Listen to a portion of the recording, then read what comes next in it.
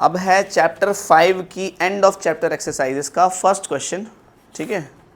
इससे पहले कुछ थ्योरम्स थी सारी की सारी, वो पिछली वीडियो में हमने डाल दी थी ऑलरेडी। तो फर्स्ट क्वेश्चन कह रहा है इन अ सर्कल, एक सर्कल है। क्वेश्चन नंबर 1 में कह रहा है in a circle of code, एक सर्कल के अंदर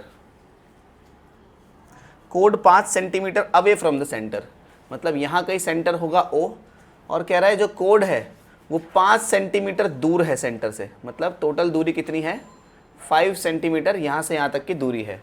इतनी बात क्लियर होती है। If the radius of the circle is 13 centimetre, मतलब ये जो है यहाँ से यहाँ, इसको मैं P बोल देता हूँ, इसको Q बोल देता हूँ, इसको मैं M बोल देता हूँ। तो देखो गिवन क्या है, गिवन ये है कि OM जो है 5 सेंटीमीटर है और OP जो है वो 13 सेंटीमीटर है, मतलब रेडियस 13 सेंटीमीटर है ना, ये 13 सेंटीमीटर है।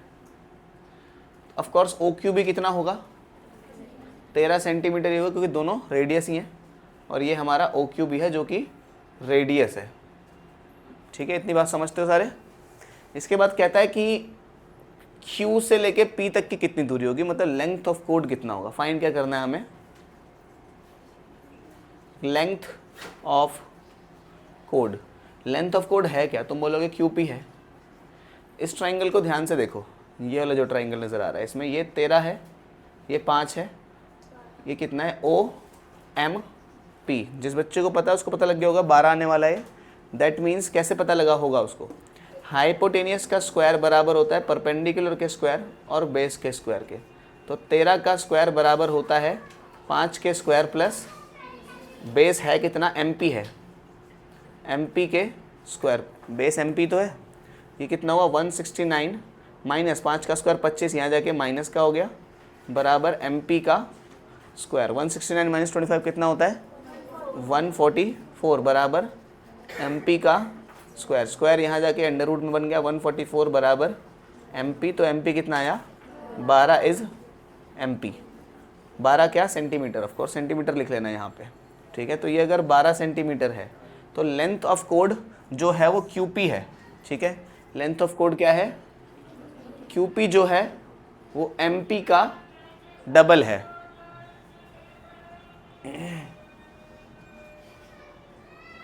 कम से कम यहाँ तो नहीं चलाता वो, बिल्कुल आगे आगे चला था पहले अभी।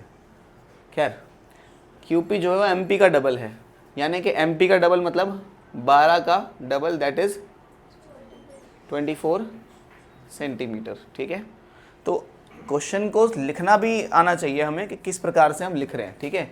ये कैसे पता कि ये 90 डिग्री का एंगल होगा, क्योंकि एक पॉइंट और एक लाइन के बीच की स्ट्रेट लाइन अगर तुम खींचोगे तो 90 डिग्री पे ही आता है। और ये कैसे पता कि ये दूरी और ये दूरी बराबर होगी, ये कोई सी थ्योरम थी हमारी जो कि कहती थी कि अगर सेंटर से एक लाइन डालेंगे हम 90 डिग्री पे तो वो बाइसेक्ट करेगी, मतलब 2 बराबर हिस्सों में तोड़ेगी, ठीक है। क्वेश्चन नंबर 2 देखते हैं। An arc of a circle subtend 70 degree angle at the centre. तो यहाँ कह रहा है ये एक सर्कल है, ये एक आर्क है, मान लेते हैं ये यहाँ से यहाँ तक की आर्क है। ये कह रहा है सेंटर पे ये आर्क 70 डिग्री का एंगल सबटेंड करती है, ठीक है। What is the measure of an angle subtended by the arc on a point on the circle. तो कह रहा है अगर कोई यही आर्क अगर किसी सर्कल के किसी रैंडम पॉइंट पे एंगल सबटेंड करे तो ये कितना होगा। ऑफ कोर्स उसका हाफ होगा, ठीक है। तो ये एंगल 35 होगा, ठीक है। इसमें कुछ नहीं था इस क्वेश्चन के अंदर। क्वेश्चन नंबर 3 पे चलते हैं हम। इसमें कह रहा है diameter of a circle is 26 centimetre, ठीक है। मतलब एक सर्कल है, उसका डायमीटर ये होता है ना, कह रहा है डायमीटर 26 सेंटीमीटर का है। एक कोड बनाई है हमने, ऐसे करके बनाई होगी, जो कह रहा है 24 सेंटीमीटर की कोड है, ठीक है। 24 सेंटीमीटर की कोड है। कह रहा है सेंटर से कितनी दूर होगी ये पता करना है, मतलब ये वाली दूरी हमें निकालनी है, ठीक है। तो मैं इसको मिटा देता हूँ, ये वाला जो डायमीटर ड्रॉ किया था ना, इसको आप हटा दो, इसकी ज़रूरत नहीं है। ये डायमीटर 26 है, ये सिर्फ इतना बता रहा है कि रेडियस 13 है, इसने सिर्फ इतना बताया, ठीक है। तो मतलब कह रहा है एक कोड है PQ, ठीक है। एक कोड है PQ जो कि सेंटर से आ रही है, इस पॉइंट को मैं M बोल देता हूँ। इसका डायामीटर इस सर्कल का कितना है 26 सेंटीमीटर। तो रेडियस कितनी होगी उसका आधा, यानी कि 13 सेंटीमीटर। तो अब पता लग गया तुम लोगों को कैसे करना है। अगर ये 13 है तो ये 90 डिग्री होगा, यहाँ से यहाँ तक का भी 13 और यहाँ से यहाँ तक भी 13, तो ये डिस्टेंस कितना आ जाएगा, अभी अभी बताया था। आप इस ट्राइंगल को सारे के सारे याद ही कर लो। ये 13 है और ये 12 है, तो ये 5 होना चाहिए, ठीक है। हमें कैसे पता है ये 5 है, सोचो। हाँ, पाइथागोरस से। फिर ये कैसे पता कि ये वाला 24 है, ये तो गिवन था ना हमें। एग्जैक्टली तो मतलब कि ये पूरा 24 था, तो ये इसका आधा कितना होगा 12, तो ये भी कितना होगा, ठीक है। तो एक तो 13 पता लग गया, एक 12 पता लग गया, तो ये वाला कितना हो जाएगा OM, तो OM ऑफ कोर्स हमारा 5 हो जाएगा। अगर कोई पाइथागोरस से करना चाहता है तो वो ऐसे करेगा कि 13 का स्क्वायर कितना है, 13 का स्क्वायर बराबर है OM के स्क्वायर के और MQ के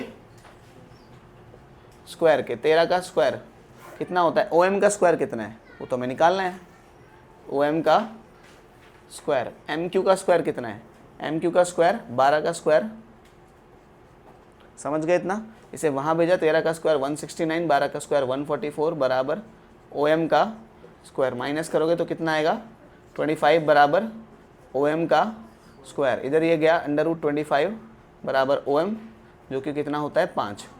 इस तरह से भी कर सकते हो जिसको पाइथागोरस से करना है। समझ गए कैसे करा। उसने पूछा था सेंटर से कितनी दूर होगी वो कोड, ठीक है, ये चीज़ पूछी थी इसने। ये आसान क्वेश्चन है। नेक्स्ट क्वेश्चन कहता है a circle has radius of 15 centimetre. Question number 4 में रेडियस तो कितनी है 15 centimetre. A code is drawn at the distance from the centre, the code is 9 centimetre. कह रहे सर्कल बनाते हैं हम पहले तो। A circle has radius 15, a code is drawn, कह रहा है कोड ड्रॉ करिए हमने, ठीक है। The distance from the centre of code, कह रहा है सेंटर से जो डिस्टेंस है वो 9 सेंटीमीटर का है, ठीक है। सेंटर से जो डिस्टेंस है वो 9 सेंटीमीटर का है। तो इसकी कितना ये पूछा है, इस कोड की लेंथ कितनी होगी ये पूछा हुआ है, बता देंगे। What is the length of code, ये हमसे पूछा हुआ है। लेंथ ऑफ कोड पूछा हुआ है, ठीक है, बता देते हैं कोड की लेंथ कितनी होगी। ये 9 है, क्वेश्चन ने बोला है रेडियस जो है ये कितना है 15 सेंटीमीटर है, ठीक है। तो ये इसको OMPQ बोल देते हैं। तो इस वाले ट्राइंगल में आप पाइथागोरस लिखोगे तो 15 का स्क्वायर बराबर होता है 9 के स्क्वायर और MP के स्क्वायर के। यही तो होता है हाइपोटेनस का स्क्वायर बराबर base perpendicular square plus base square. ये होता है 225। ये इधर आके माइनस का 81 हो गया, इधर MP का स्क्वायर ये कितना होता है 225 माइनस 81, ये तो हो गया कितना 4। 22 में से 8 या कितना आता है 16, कितना 14, पक्का ना। 22 में से 8 या 14, ठीक है। MP का स्क्वायर ये इधर गया तो अंडर रूट में 144 बराबर MP, तो ये आ गया 12, MP आ गया हम पे 12, ठीक है। तो ये बन गया हमारा 12 सेंटीमीटर। इसके बाद हमसे क्या पूछा था, हमसे तो QP पूछा था। तो QP के लिए ऑफ कोर्स 12 को 2 से मल्टीप्लाई कर देंगे तो कितना हो जाएगा 24 सेंटीमीटर, ठीक है। पॉज करो।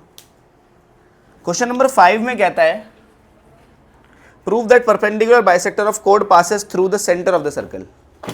मतलब है समझना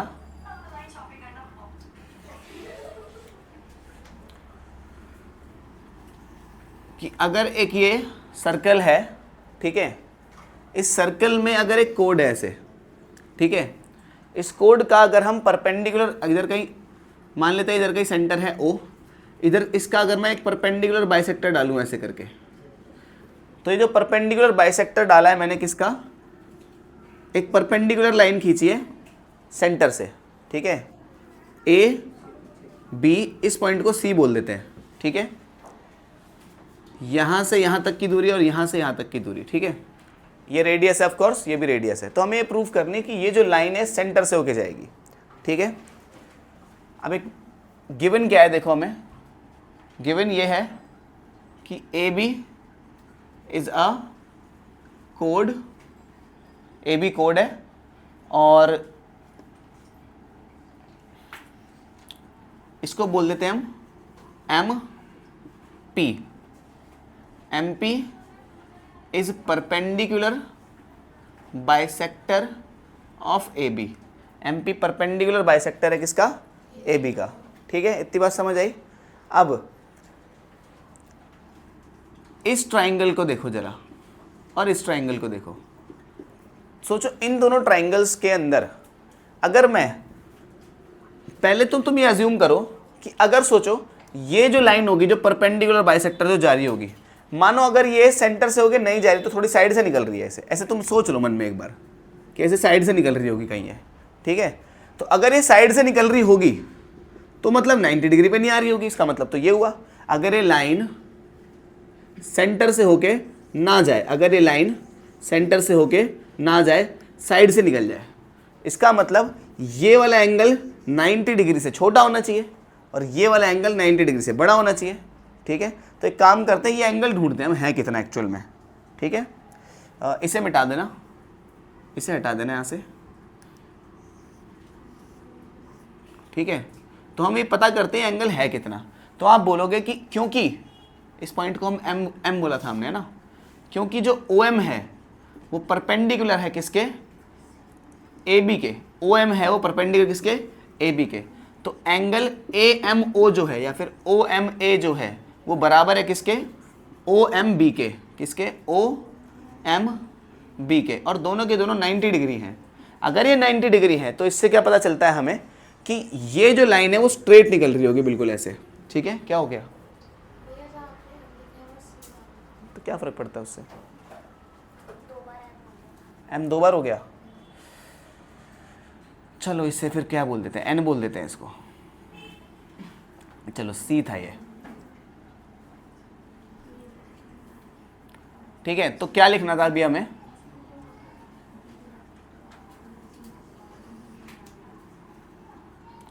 हमें ये लिखना था एंगल ओ सी ए बराबर है ओ सी बी के। ओ सी बी के। और दोनों किसके बराबर है? दोनों 90 के बराबर है। इसका रीज़न क्या है? ये वाला एंगल और ये वाला एंगल दोनों बराबर है और दोनों 90 के बराबर है। इसका रीज़न है, साइड में इसका रीज़न लिख देना यहाँ पे, कि ओ सी जो है वो परपेंडिकुलर था ए बी के। ठीक है, ये रीज़न है ना इसका, क्योंकि ओ सी परपेंडिकुलर था ए बी के। इतनी बात समझ आई?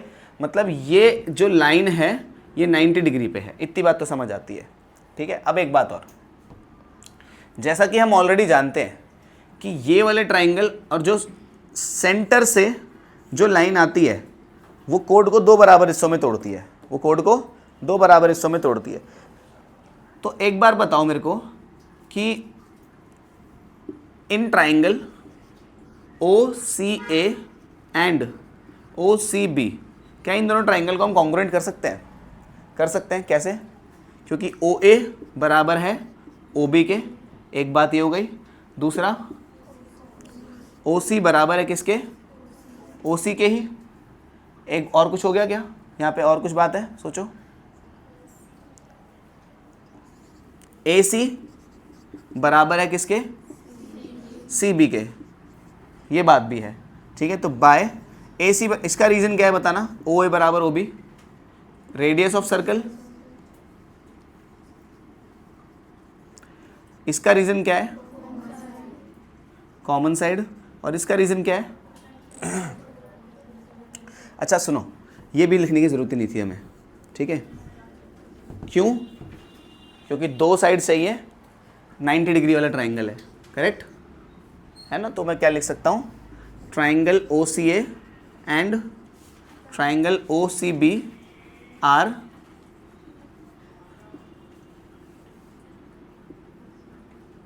Right angle triangles. ठीक है, दोनों राइट एंगल ट्राइंगल है। तो by R H S congruency criteria मैं क्या बोल सकता हूँ? Triangle O C A congruent है ट्राइंगल ओ सी बी के। तो इससे पता लगता है कि ए सी, सी पी सी टी से मैं क्या बोल सकता हूँ कि ए सी बराबर है सी बी के। इसको करने की जरूरत भी नहीं थी हमें, हम डायरेक्ट भी लिख सकते थे इस बात को, क्योंकि क्वेश्चन में बोला है कि परपेंडिकुलर बाइसेक्टर है वो ए बी का, कि ये परपेंडिकुलर बाइसेक्टर है ए बी का, तो इसको हम डायरेक्ट भी लिख सकते थे इस बात को तो, लेकिन फिर भी कर दिया हमने, ठीक है। इसको आप ना लिख के डायरेक्ट ये भी लिख सकते थे। दूसरी बात, क्योंकि ये इसके बराबर है और हमें ये बात पता है कि कोड से, तो मैं इस बात को लिख ही देता हूँ, line passing through code from centre, या फिर लाइन पासिंग थ्रू को ना लिख के line joining code and centre perpendicularly bisects the code, ठीक है। इतनी बात समझ आई, क्योंकि हमने लॉजिक इसका इस्तेमाल किया, क्योंकि ये एंगल 90 डिग्री था, तो मतलब ये टेढ़ा तो हो नहीं सकता, तो हमने अभी पता कर लिया कि ये जो एंगल है 90 डिग्री है, ये भी एंगल 90 डिग्री है, इसका मतलब ये सीधा सीधा कहाँ से जा रहा होगा, ये सेंटर से ही पास हो रहा होगा, ठीक है। इसका ये लॉजिक लगाया हमने, ठीक है। चलते हैं, देखो नेक्स्ट क्वेश्चन पे। क्वेश्चन नंबर 6 में बोला है the diameter of A B point, कह रहा है क्वेश्चन नंबर 6 है ये, the diameter of circle A B, एक सर्कल है, उस सर्कल का जो डायमीटर है वो ए बी है, मान लेते हैं सेंटर ओ होगा, इधर ए, तो कह रहा है point C on the circumference, कह रहा है एक पॉइंट है सी कहीं पे होगा सर्कमफ्रेंस पे, तो कह रहा है ए सी बी जो ये एंगल है कितना है, ये वाला एंगल, ये एंगल हमें फाइंड करना है। गिवन क्या है, ए बी इज डायामीटर, हमें फाइंड करना है इस क्वेश्चन में ए सी बी, ठीक है।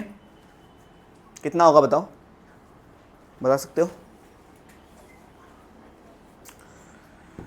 देखो ये कोड है, इस कोड ने सेंटर पे कितना एंगल सबटेंड किया है, 180 डिग्री, तो वहाँ कितना किया होगा, समझ गए। डायामीटर से कोई सा भी हम ट्राइंगल बनाते हैं ऊपर की तरफ ऐसे डॉट लगा के, तो 90 डिग्री मेजरमेंट बनता है। मतलब मैं ऐसा लिख सकता हूँ कि एंगल ए ओ बी का हाफ बराबर होगा एंगल ए सी बी के। इसका रीज़न क्या रहेगा, इसका रीज़न इतना बड़ा होता है तो बार बार इस रीज़न को नहीं लिखूंगा मैं, ठीक है। Angle subtended bye a code, एक कोड ने, साइलेंट लगा लो उसको, कोड और आर को फ़र्क नहीं पड़ता, एक ही बात होती है। अरे कहीं कोड भी होता, ये कोड, ये तो कोड है ना अभी एक, तो इसका रीज़न ये angle subtended bye a code या फिर आर्क भी हो सकता है, दोनों ही बातें। On the centre is double the angle subtended by the angle subtended on the circumference of the circle, मतलब सेंटर पे जितना सबटेंड एंगल किया होगा वो डबल होगा सर्कमफ्रेंस पे जितना किया है उससे, ठीक है। ये इसका रीज़न है, ठीक है। तो ए ओ बी है कितना, ए ओ बी क्योंकि एक डायमीटर, तो ए ओ बी ऑफकोर्स 180 डिग्री होगा का हाफ, ये कितना हुआ एंगल ए सी, ठीक है। तो इस तरह से हमें पता लगा कि ये जो है ये एक राइट एंगल है। क्वेश्चन नंबर 7 में कह रहा है कि एक सर्कल है, उसके अंदर एक quadrilateral A B C D को इंस्क्राइब किया गया है। कह रहा है अगर ए तो 75 है, ये 75 डिग्री है, तो सी कितना होगा। हम जानते हैं ये एक साइक्लिक क्वाड्रिलेटरल है, मतलब कनसाइक्लिक बोल लो या इंस्क्राइब हो रखा है सर्कल के अंदर। हम जानते हैं angle A plus angle C कितना होना चाहिए, क्यों, क्योंकि ये कनसाइक्लिक क्वाड्रिलेटरल है, ठीक है। कनसाइक्लिक क्वाड्रिलेटरल है तो एंगल ए कितना है 75 प्लस एंगल सी बराबर, तो एंगल सी कितना हो गया 180 माइनस 75 कितना होता है 105, तो एंगल सी इतना आ गया। आगे पढ़ते हैं क्वेश्चन को। What is the measure of C, वो तो हमने बता दिया। एंगल बी कह रहा है 110 है, एंगल बी ये वाला कह रहा है 110 है, तो ये वाला कितना होगा बता सकते हो? एंगल डी को डायरेक्ट बता सकते हो? 110 में को 180 से माइनस कर दो, 180 माइनस 110 बराबर कितना? 70 डिग्री होना चाहिए ये वाला, ठीक है। तो ये 105, ठीक है। ऑफकोर्स सबको आप जोड़ कर देखोगे तो 360 आना चाहिए, चेक कर लो चाहो तो। इसको इससे जोड़ा तो 180, इसको इससे जोड़ा तो 180, टोटल सम 360। क्वेश्चन नंबर 8 में कहता है quadrilateral PQRS is inscribed in a circle. कह रहा है सर्कल के अंदर एक क्वाड्रिलेटरल है PQRS जिसको इंस्क्राइब किया गया है, ठीक है, PQRS। अच्छा, जब भी क्वाड्रिलेटरल के नाम लिखो तो आपको एक ऑर्डर में चलना होता है, या तो ऐसे करके चल लो जैसे PQRS, या तो ऐसे करके चल लो कि PQRS। ऐसा मत चलना कि P से Q से R से ऐसे से, वो गलत हो जाएगा, ठीक है। एक किसी सिंपल ऑर्डर में चलना, आंसर सही बनेंगे हमेशा। अ quadrilateral PQRS inscribed in a circle. कह रहा है एंगल P का हमें मेजरमेंट दिया है 2x + 10, एंगल R का हमें मेजरमेंट दिया है 3x - 20। कह रहा है एंगल P और R की वैल्यू निकालनी है। हमें क्या निकालना है? Find angle P and angle R। हम जानते हैं इन दोनों का सम कितना होना चाहिए? 2x + 10 + 3x - 20 कितना होना चाहिए? रीजन क्या रहेगा? कंसाइक्लिक क्वाड्रिलेटरल है, लिख लेना। तो 2x और 3x कितना हो गया? 10 में से 20 का कितना आया? बराबर माइनस का 10 वहाँ जाके, यानी कि तो x कितना हुआ? 190 बाय कितना हुआ? 3। तो x आया हमारा 38, लेकिन x तो निकालना ही नहीं था। वैसे तो निकालना था क्वेश्चन में, लेकिन हमें एंगल P और Q निकालना था। एंगल P कितना है? 2x की जगह 38 + 10, समझ रहे हो? x की वैल्यू 38 है ना, 38 2 ज़ा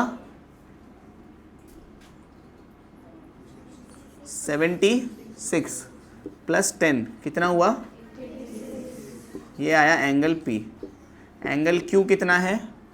3x - 20, तो 3x की जगह क्या लगाना है? -20। 8 × 24, 10 11 114, सही है। चेक कर लेना कैलकुलेशंस। 94, ठीक है। तो ये आ रहा है एंगल Q। चेक कर लेते हैं। हाँ, एंगल Q एंगल R है, या ना, इसको एंगल R का नाम लिख लेना, ठीक है। चेक कर लेते हैं एक बार कि इन दोनों को जोड़ के 180 आना चाहिए, क्योंकि दोनों कंसाइक्लिक क्वाड्रिलेटरल थे। ये वाला और ये वाला जोड़ो, कितना आ रहा है? 180 आ रहा है, तो मतलब ठीक है हमारी calculations. The distance of a code of length 16 centimetre. कह रहा है एक सर्कल है, उसकी कोड जो कि 16 सेंटीमीटर की है, मैं नीचे लिख देता हूँ, ये 16 सेंटीमीटर की है, ठीक है। The distance of code length 16 centimetre from centre is 6 centimetre. कह रहा है यहाँ से यहाँ तक का जो डिस्टेंस है वो 6 सेंटीमीटर का है। QPR। Find radius of the circle. आसान काम है। ये 16, तो इसका आधा कितना हुआ? 8। तो ये वाला डिस्टेंस आप खुद से निकालोगे तो कैसे आएगा? OP का स्क्वायर बराबर होना चाहिए 6 के स्क्वायर प्लस 8 के स्क्वायर से। तो OP का स्क्वायर बराबर 6 का स्क्वायर, यहाँ लिख देता हूँ मैं 36, 8 का स्क्वायर, दोनों को जोड़ा तो OP का स्क्वायर कितना आया? अंडर रूट में, यानी कि OP कितना आया? तो ये आ गई हमारी रेडियस, सेंटीमीटर में है ऑफ कोर्स। देखो, अगर हम पे एक सर्कल है, उसके अंदर एक क्वाड्रिलेटरल है जिसकी ये साइड A है, ये साइड B है, ये साइड C है, ये साइड D है। मैं तुमसे पूछूं इसका पेरीमीटर बताओ कितना होगा? पेरीमीटर कितना होगा?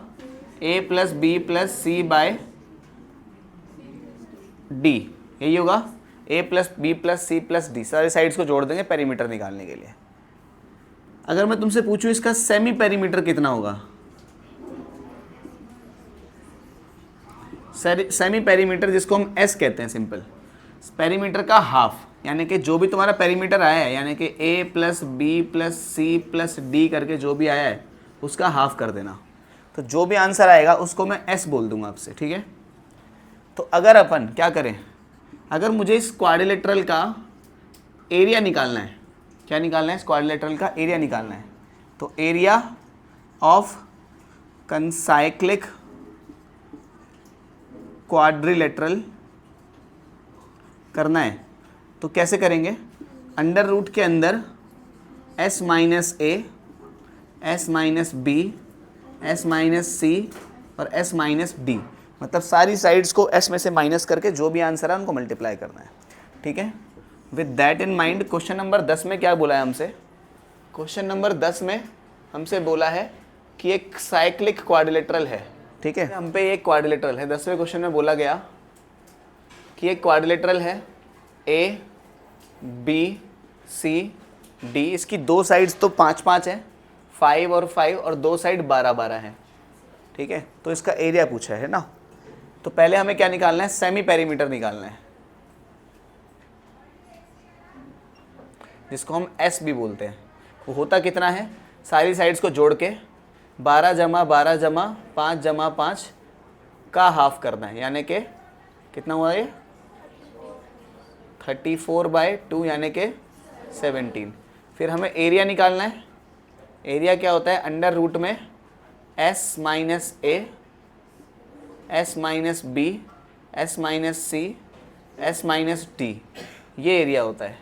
एस कितना है? 17 माइनस ए कितना है? 5, फिर 17 माइनस 5, फिर 17 माइनस ए मतलब पहली साइड, बी मतलब दूसरी साइड, तीसरी साइड, चौथी साइड, फिर एस माइनस 12, फिर एस माइनस 17 माइनस 12 फिर से। तो ये बना हमारा टोटल, है ना। ए मतलब फर्स्ट साइड, बी मतलब सेकंड, सी मतलब थर्ड और डी मतलब फोर्थ साइड। कितना हुआ बताना? कितना हुआ ये? 12 में से 5 गया, 17 में से 5 गया, 12 इंटू 12, फिर 5 इंटू 5, ये जोड़ा बन के बाहर आ गया, ये भी इसका एक पेयर बन गया, ये भी बाहर आ गया। तो आंसर है हमारा 60 यूनिट का स्क्वायर। ठीक है, ये आंसर बना हमारा। 11th क्वेश्चन कहता है कंसीडर अ साइक्लिक क्वाड्रिलेटरल। कह रहा है मानो एक साइक्लिक क्वाड्रिलेटरल है। Without drawing circle the circumcircle, how can we find whether the center of circumference lie inside outside of the quadrilateral, which is the best way? सोचो ध्यान से, ऐसा कुछ कह रहा है ये कि एक सर्कल है, उसके अंदर का एक ऐसा क्वाड्रिलेटरल है जो इसके अंदर है। ठीक है, कुछ इस प्रकार से, कुछ ऐसे है ये। तो इस टाइप के क्वाड्रिलेटरल में ये सारे के सारे जो हैं या तो 90 होंगे ज़्यादा से ज़्यादा, या 90 से छोटे होंगे, है कि नहीं? ये सोचो ध्यान से, ज़्यादा से ज़्यादा मैक्सिमम 90 हो सकते हैं ये, नहीं तो ज़्यादा अगर इधर निकल गए तो फिर तो सर्कल से भारी हो जाएगा। क्या हो अगर 90 से बड़े हैं तो कैसा क्वाड्रिलेटरल बनेगा? अगर 90 से बड़े हो जाए तो कुछ इस प्रकार से क्वाड्रिलेटरल बनेगा, 90 से बड़े, है ना, कुछ इस टाइप से। सीधी लाइन खींचे तो अगर हम, तो देखो ये वाला एंगल 90 से बड़ा हो गया, है ना। हमने कोशिश करी, ये वाला एंगल भी 90 से बड़ा हो गया। तो इस केस में और इस केस में आपने क्या ऑब्जर्व किया कि इस वाले केस में जो सेंटर है वो क्वाड्रिलेटरल के अंदर आ रहा है, और इस वाले केस में जो सेंटर है वो क्वाड्रिलेटरल से बाहर आ रहा है। तो अगर हमारा जो कंसाइक्लिक क्वाड्रिलेटरल है उसके सारे के सारे एंगल्स 90 या 90 से छोटे हैं, 90 डिग्री हैं या 90 डिग्री से छोटे हैं, तो जो सेंटर है वो क्वाड्रिलेटरल के अंदर आएगा। अगर एक भी एंगल इनमें से 90 डिग्री से बड़ा हो गया तो सेंटर क्वाड्रिलेटरल के बाहर आ जाएगा। समझ गए? तो मैं यहाँ पे इसका आंसर लिखता हूँ 10वें क्वेश्चन का। इसमें यही पूछा था कि कुछ बिना ड्रॉ करे कोई ऐसा तरीका बताओ जिससे हमें ये पता चल सके कि सेंटर जो है वो क्वाड्रिलेटरल के बाहर आएगा कि अंदर आएगा। ठीक है, तो यहाँ लिखोगे if all angles of quadrilateral are acute, then center lies inside the quadrilateral। अगर सारे के सारे एंगल्स किसके? क्वाड्रिलेटरल के acute हैं तो सेंटर उसके अंदर आएगा। if at least कम से कम one angle is obtuse, ठीक है, अगर एटलीस्ट एक एंगल अगर ऑब्ट्यूज हो गया तो जो सेंटर होगा, then centre lies outside the quadrilateral. इसके बाद क्वेश्चन नंबर 12 कह रहा है व्हेन टू कोड इंटरसेक्ट, कह रहा है दो कोड है, एक सर्कल है, ये क्वेश्चन नंबर 12 है हमारा। इसमें कह रहा है एक सर्कल है और दो कोड है इसके अंदर, दोनों कोड एक दूसरे को इंटरसेक्ट कर रही है। मान लेते हैं एक कोड ये है, दूसरी कोड ये है, लेट अस से ये ए बी है and this is P Q, ठीक है।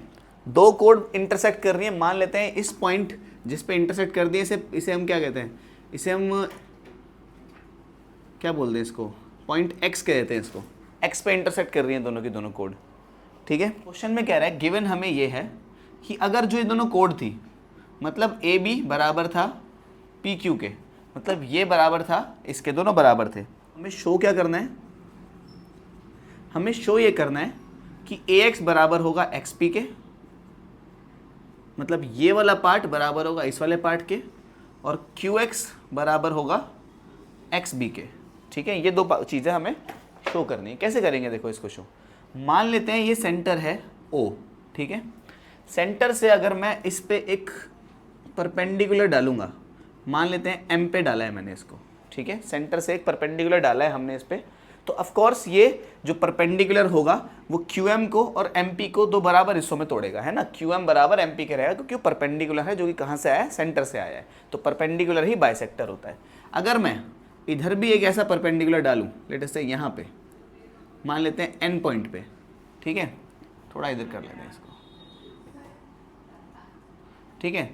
तो ये वाला जो भी जो परपेंडिकुलर है ए एन बराबर एन बी होगा इसमें, ठीक है। तो इतनी बात तो क्लियर होती है। अगर मैं इसको ऐसे ज्वाइन कर दूं, यहाँ पे इसको इधर मैंने ज्वाइन कर दिया, ठीक है, तो देखो in triangle O N X and O M X, triangle O M X, ये दोनों ट्राइंगल्स को हम कॉन्ग्रुएंट कर सकते हैं क्या, कर सकते हैं, देखते हैं। पहली बात तो ओ एक्स तो बराबर है ओ एक्स के, क्योंकि कॉमन साइड है ना, ओ एक्स तो ओ एक्स के बराबर है। दूसरी बात क्या है सोचो, दूसरी बात ये है कि ये वाली बात तो 90 डिग्री का है, तो मैं एक और साइड चाहिए हमें, ठीक है। दूसरी बात ये है कि जो ओ एन है वो बराबर है ओ एम के, क्यों है सोचो ऐसा, ओ एन बराबर ओ एम के क्यों है, क्योंकि दोनों के दोनों इक्वल कोड्स हैं, दोनों की दोनों, और इक्वल कोड सेंटर से इक्वल डिस्टेंस पे होती है। फॉर एग्जाम्पल अगर ये कोड 6 सेंटीमीटर की है और ये कोड भी 6 सेंटीमीटर की है, तो सेंटर से इन दोनों की दूरी तो बराबर होगी, अगर दोनों कोड इक्वल है तो थ्योरम होती है, याद करो। तो ये वाली कोड जो है और ये वाली कोड जो है दोनों बराबर है, तो सेंटर से इस वाली कोड की दूरी और सेंटर से इस वाली कोड की दूरी तो बराबर होगी। तो मैं रीजन में क्या लिखूंगा इसका, equal chords are at equal distances from centre. समझ गए, इक्वल कोड इक्वल डिस्टेंस पे होती हैं सेंटर से। तो ये दोनों तो राइट एंगल ट्राइंगल्स हैं, लेकिन ठीक है, क्योंकि ये वाला राइट एंगल है और ये वाला भी राइट एंगल है, तो हमें दो ही साइड चाहिए थी। तो by R H S congruency, मैं सी सी लिख देता हूँ, congruency criteria, by R H S congruency criteria पूरा लिखना, मैं क्या बोल सकता हूँ कि triangle O N X congruent है ट्राइंगल ओ एम एक्स के। ये चीज़ मेंशन कर देना कि दोनों के दोनों राइट एंगल ट्राइंगल है, मैंने नहीं करी, ठीक है। बात समझ गए, इतनी बात पक्का। तो CPCT से मैंने क्या बोला, CPCT से मैंने बोला कि NX बराबर है किसके, MX के, ठीक है। NX बराबर है MX के, ठीक है। NX बराबर है MX के, मैंने इसको यहाँ लिखा, NX बराबर है MX के। दोनों तरफ क्या कर दो, हम जानते हैं AN बराबर है किसके, MP के। ऐसा क्यों है सोचो, AN बराबर है MP के, ये बात जानते हैं ना हम, क्यों, इसका भी रीज़न मेंशन करना पड़ेगा हमें। इसको मैंने ऐसे लिखा यहाँ पे, क्या था, AB बराबर है किसके, AB बराबर है किसके, PQ के। तो AB का हाफ PQ के हाफ के बराबर होगा, है ना, AB का हाफ PQ के हाफ के बराबर होगा। AB का हाफ कौन है, AN या AX, AN जो परपेंडिकुलर होता है वहाँ से होता है हाफ, तो AN बराबर होगा PQ का हाफ, MP, क्या MP, यही तो है। इसको इक्वेशन नंबर 1 बोल देते हैं, इसको इक्वेशन नंबर 2 बोलते हैं, तो दोनों को जोड़ दो। इक्वेशन नंबर 1 को इक्वेशन नंबर 2 से ऐड कर दो। NX को अगर AN से जोड़ोगे तो कितना आएगा? NX ये है, AN ये है, दोनों को जोड़ेंगे तो कितना आएगा? AN प्लस NX कितना होगा? AX। सिमिलरली MX को MP से जोड़ेंगे तो क्या आएगा? MX ये है, MP ये है, दोनों को जोड़ेंगे तो क्या आएगा? XP बराबर है XP के। समझे? यही तो लाना था, देखो हमें AX बराबर XP। ठीक है, एक काम तो हो गया। ठीक है, अब एक काम करते हैं, मैं जानता हूं कि AB, इसको इक्वेशन नंबर 3 बोल देते हैं। मैं जानता हूं कि AB किसके बराबर है? PQ के बराबर है। ठीक है, इसमें से इक्वेशन नंबर 3 को माइनस कर दो, तो मैं क्या लिख रहा हूं यहां से? ऐसे लिख रहा हूं, AB बराबर है PQ के, इक्वेशन नंबर 3 को उसके नीचे लिख देते हैं, AX बराबर है XP के। दोनों को माइनस करो जरा, AB में से AX को घटाओ, AB में से AX को घटाया, कितना आया? XB। फिर PQ में से XP को घटाया, कितना आया? QX, है ना, या QX बोल सकते हैं इसको। ठीक है, QX। ये दूसरी चीज़ लानी थी, देखो हमें XB बराबर है QX के। ठीक है, दोनों चीज़ें प्रूव हो चुकी हैं। जहाँ पे भी तुम्हारा प्रूव हो उसको हमेशा बॉक्स में लिख दिया करो। ठीक है, this is what we have proved and this is what we have proved already. Okay, next question पे चलते हैं। क्वेश्चन नंबर 13 में कहता है, देखो कुछ इस तरह से कह रहा है। क्वेश्चन नंबर 13 में, draw a circle in which a code of 6 centimetre length stands at the distance of 3 centimetre from the centre. तो पहले तो आपको क्या करना पड़ेगा, मैं स्टेप्स लिखता जाऊंगा।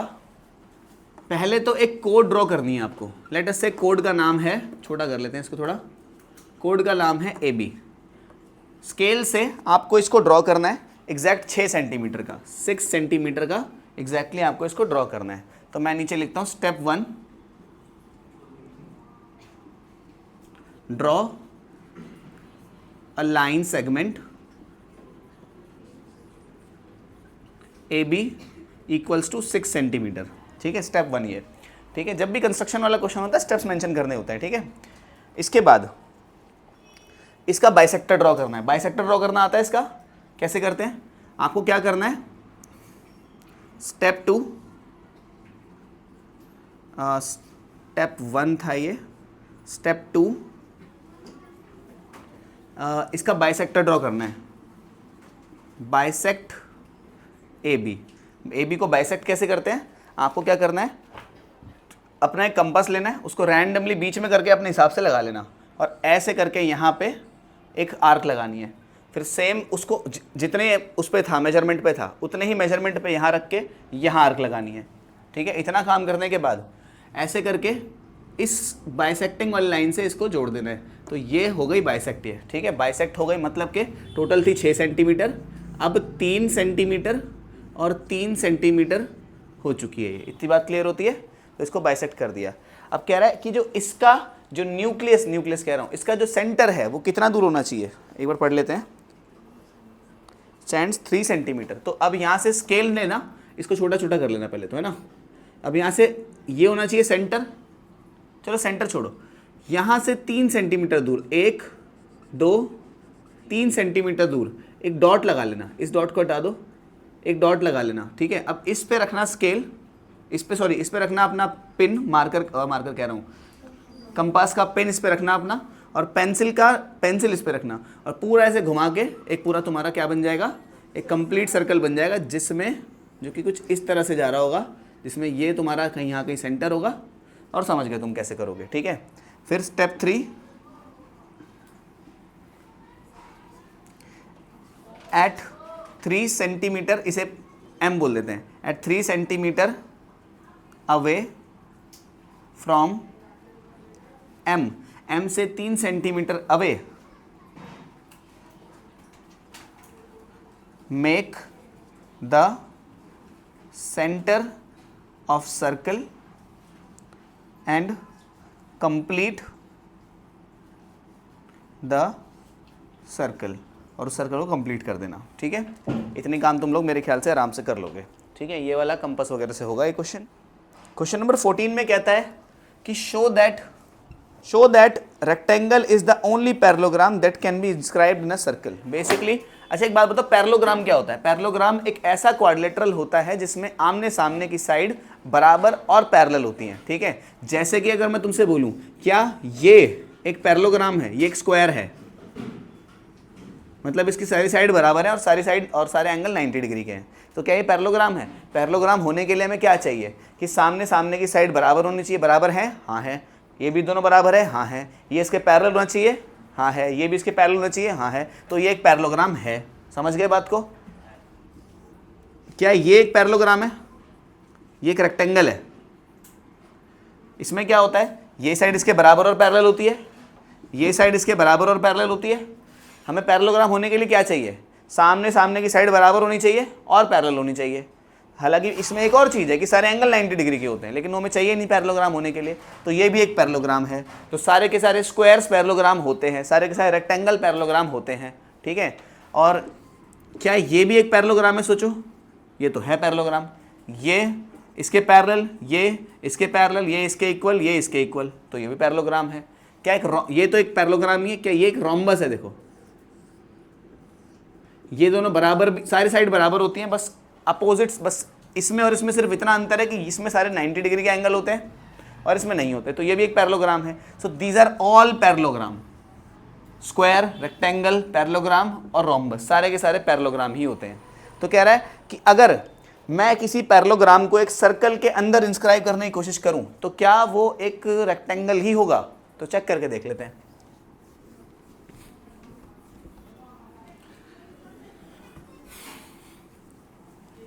मान लेते हैं एक मैंने पैरेललोग्राम लिया और इसको सर्कल के अंदर इंस्क्राइब कर दिया। सर्कल में ड्रॉ नहीं कर रहा अभी, ठीक है, अभी बताता हूं क्यों नहीं किया। मैंने एक पैरेललोग्राम लिया, तो गिवन क्या है कि ABCD is a cyclic quadrilateral. ABCD एक साइक्लिक क्वाड्रिलेटरल है क्योंकि इसको मैंने सर्कल के अंदर इंस्क्राइब कर दिया है, ठीक है। तो प्रॉपर्टी के हिसाब से हम जानते हैं कि ये वाली साइड एंगल, ये वाला एंगल एक पैरेललोग्राम में बराबर होता है। याद है तुम लोगों को, है ना? Opposite angle of parallelogram are equal, ठीक है। तो मुझे को शो क्या करना है? शो क्या करना है कि ABCD इज अ रेक्टेंगल। करते हैं, चलो। अभी तक इतना क्या है कि ABCD एक साइक्लिक पैरेललोग्राम है, सिर्फ इतना पता है। इसको रेक्टेंगल शो करना है हमें। ये कह रहा है कि अगर एक पैरेललोग्राम को तुम एक सर्कल के अंदर घुसाओगे तो वो अपने आप एक रेक्टेंगल बन जाएगा। चेक करके देख लेते हैं। तो देखो, हम जानते हैं कि एंगल A बराबर है एंगल C के, जानते हो ये बात को तुम, और एंगल D बराबर है एंगल B के। इन दोनों का क्या रीजन है? क्योंकि अपोजिट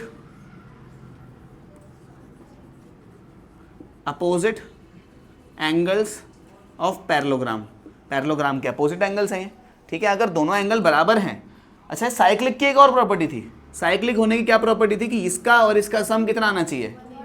तो एंगल A का और एंगल C का सम कितना आना चाहिए?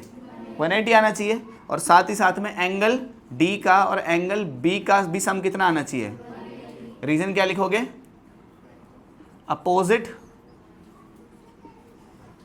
एंगल्स ऑफ साइक्लिक क्वाड्रिलेटरल के अपोजिट एंगल्स हैं। अच्छा एक बात बताओ, अगर एंगल A एंगल C को जोड़ के 180 आता है और दोनों बराबर भी हैं, तो एंगल A एंगल C कितने हो जाएंगे?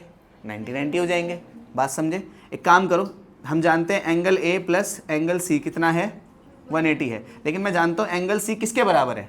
एंगल A के। तो इसकी जगह एंगल A लगा दो तुम, बराबर। तो ट्वाइस ऑफ एंगल A कितना हो गया? तो एंगल A कितना हो गया? समझ गए ना? 2 उसके नीचे आके डिवाइड हो गया। अगर एंगल A 90 है और एंगल A एंगल C के बराबर है, एंगल C कितना हो गया? क्योंकि दोनों बराबर थे, तो ये भी 90 हो गया, ये भी 90 हो गया, है ना। लेकिन साथ ही साथ में मैं जानता हूँ एंगल D भी, और angle D plus angle B की जगह किसको लगा सकता हूँ मैं? एंगल B की जगह एंगल D ही लगा सकते हैं। ये भी 180 है, तो एंगल D कितना आ गया यहाँ से? तो एंगल D भी कितना हो गया? तो अगर एंगल D 90 है और दोनों बराबर हैं, तो एंगल B भी कितना होगा? 90 होगा। तो मतलब सारे एंगल 90 हो गए। मतलब ये क्या है? ऐसा कौन सा क्वाड्रिलेटरल होता है इसके सारे एंगल 90 होते हैं? रेक्टेंगल होता है या तो स्क्वायर होता है। स्क्वायर के लिए हमें सारी साइड बराबर प्रूफ करनी पड़ेगी, वो हमें करनी नहीं है, बस हमने 90-90 प्रूफ कर दिया तो रेक्टेंगल है। That means ABCD is a rectangle. समझ गए? तो अगर एक क्वाड्रिलेटरल है, एक पैरेललोग्राम है जिसको तुमने साइक्लिक बनाया हुआ है, साइक्लिक बनाया हुआ है ऐसे मतलब कि उसको सर्कल के अंदर डाला हुआ है, ठीक है, तो वो अपने आप एक रेक्टेंगल हो जाएगा। क्या मेरी बात क्लियर होती है? बिल्कुल। आगे बढ़ते हैं। नंबर 15 में ऐसा कहता है, show that if a rectangle is inscribed in a circle. तो कह रहा है एक सर्कल के अंदर हमने क्या किया, एक रेक्टेंगल को इंस्क्राइब किया। एक सर्कल के अंदर एक रेक्टेंगल को ऐसे हमने इंस्क्राइब किया, ABCD, ठीक है। तो उसने बोला, अभी ऐसे बोला कि जो डायगनल्स होंगी इसकी, ये डायगनल और ये डायगनल इसकी सेंटर को मिलेंगी। ये बात हमें प्रूफ करनी है कि डायगनल सेंटर पे मीट करेंगी, ठीक है। तो गिवन क्या है कि ABCD is a rectangle inscribed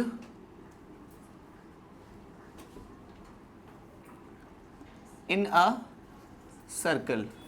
हमें प्रूव क्या करना है, diagonal of rectangle, diagonals of rectangle meets at centre of circle, मतलब सर्कल के सेंटर में मिलेंगे। इसे कैसे प्रूव करेंगे? ठीक है, पहले तो मुझे बात बताओ, अगर एक ये रेक्टेंगल है, ठीक है, तो इसकी ये वाली डायगोनल और ये वाली डायगोनल बराबर होती है, ठीक है। डायगोनल्स की लेंथ बराबर होती है किसके अंदर? रेक्टेंगल के अंदर। अगर डायगोनल की लेंथ बराबर ना हो तो वो एक पैरेललोग्राम हो जाएगा, है ना, वो रेक्टेंगल नहीं रहेगा। तो ये प्रॉपर्टी होती है किसकी? डायगोनल्स की लेंथ बराबर होती है, ठीक है। तो मैं क्या लिखता हूँ यहाँ पे, ध्यान समझना। मैं जानता हूँ कि DB बराबर है AC के, बराबर है। रीजन क्या है? डायगोनल्स ऑफ रेक्टेंगल, रेक्टेंगल की डायगोनल इक्वल होती है। इतनी बात समझ आती है? तो इसका आधा मतलब DB का आधा बराबर होना चाहिए AC के आधे के। DB का आधा AO है और इसका आधा BO है, ठीक है। इसको मैं इक्वेशन नंबर 1 बोल देता हूँ। कोई परेशानी इतने में? अब मैं क्या करता हूँ, लेट अस से हमें प्रूफ क्या करना है कि ये दोनों जो हैं सेंटर में मिलेंगे, ये प्रूफ करना है। मैं क्या करता हूँ, O से AB पे एक परपेंडिकुलर ड्रॉ करता हूँ। अब मैंने एक कंस्ट्रक्शन करा, मैंने क्या करा, एक परपेंडिकुलर ड्रॉ किया, draw OM perpendicular to AB। इसको मैंने परपेंडिकुलरली कंस्ट्रक्शन से ड्रॉ किया है। क्या इतनी बात समझते हो सारे के सारे? ठीक है। अब मुझे एक बात बताओ, इन दोनों ट्राइंगल्स के अंदर, in triangle OMA and triangle OMB, इन दोनों ट्राइंगल्स को क्या हम कॉन्ग्रुएंट कर पाएंगे? देखते हैं। पहली बात तो OM कॉमन है, OM बराबर है OM के। रीजन? कॉमन साइड लिख देना, ठीक है। इसके बाद अभी अभी मैंने बताया कि AO बराबर होगा OB के, ये इक्वेशन नंबर 1 में प्रूफ किया था कि AO बराबर होगा BO के, ठीक है। ये इक्वेशन नंबर 1 में इसका रीजन रहेगा। क्या हमें दो ही चीज़ों की ज़रूरत है?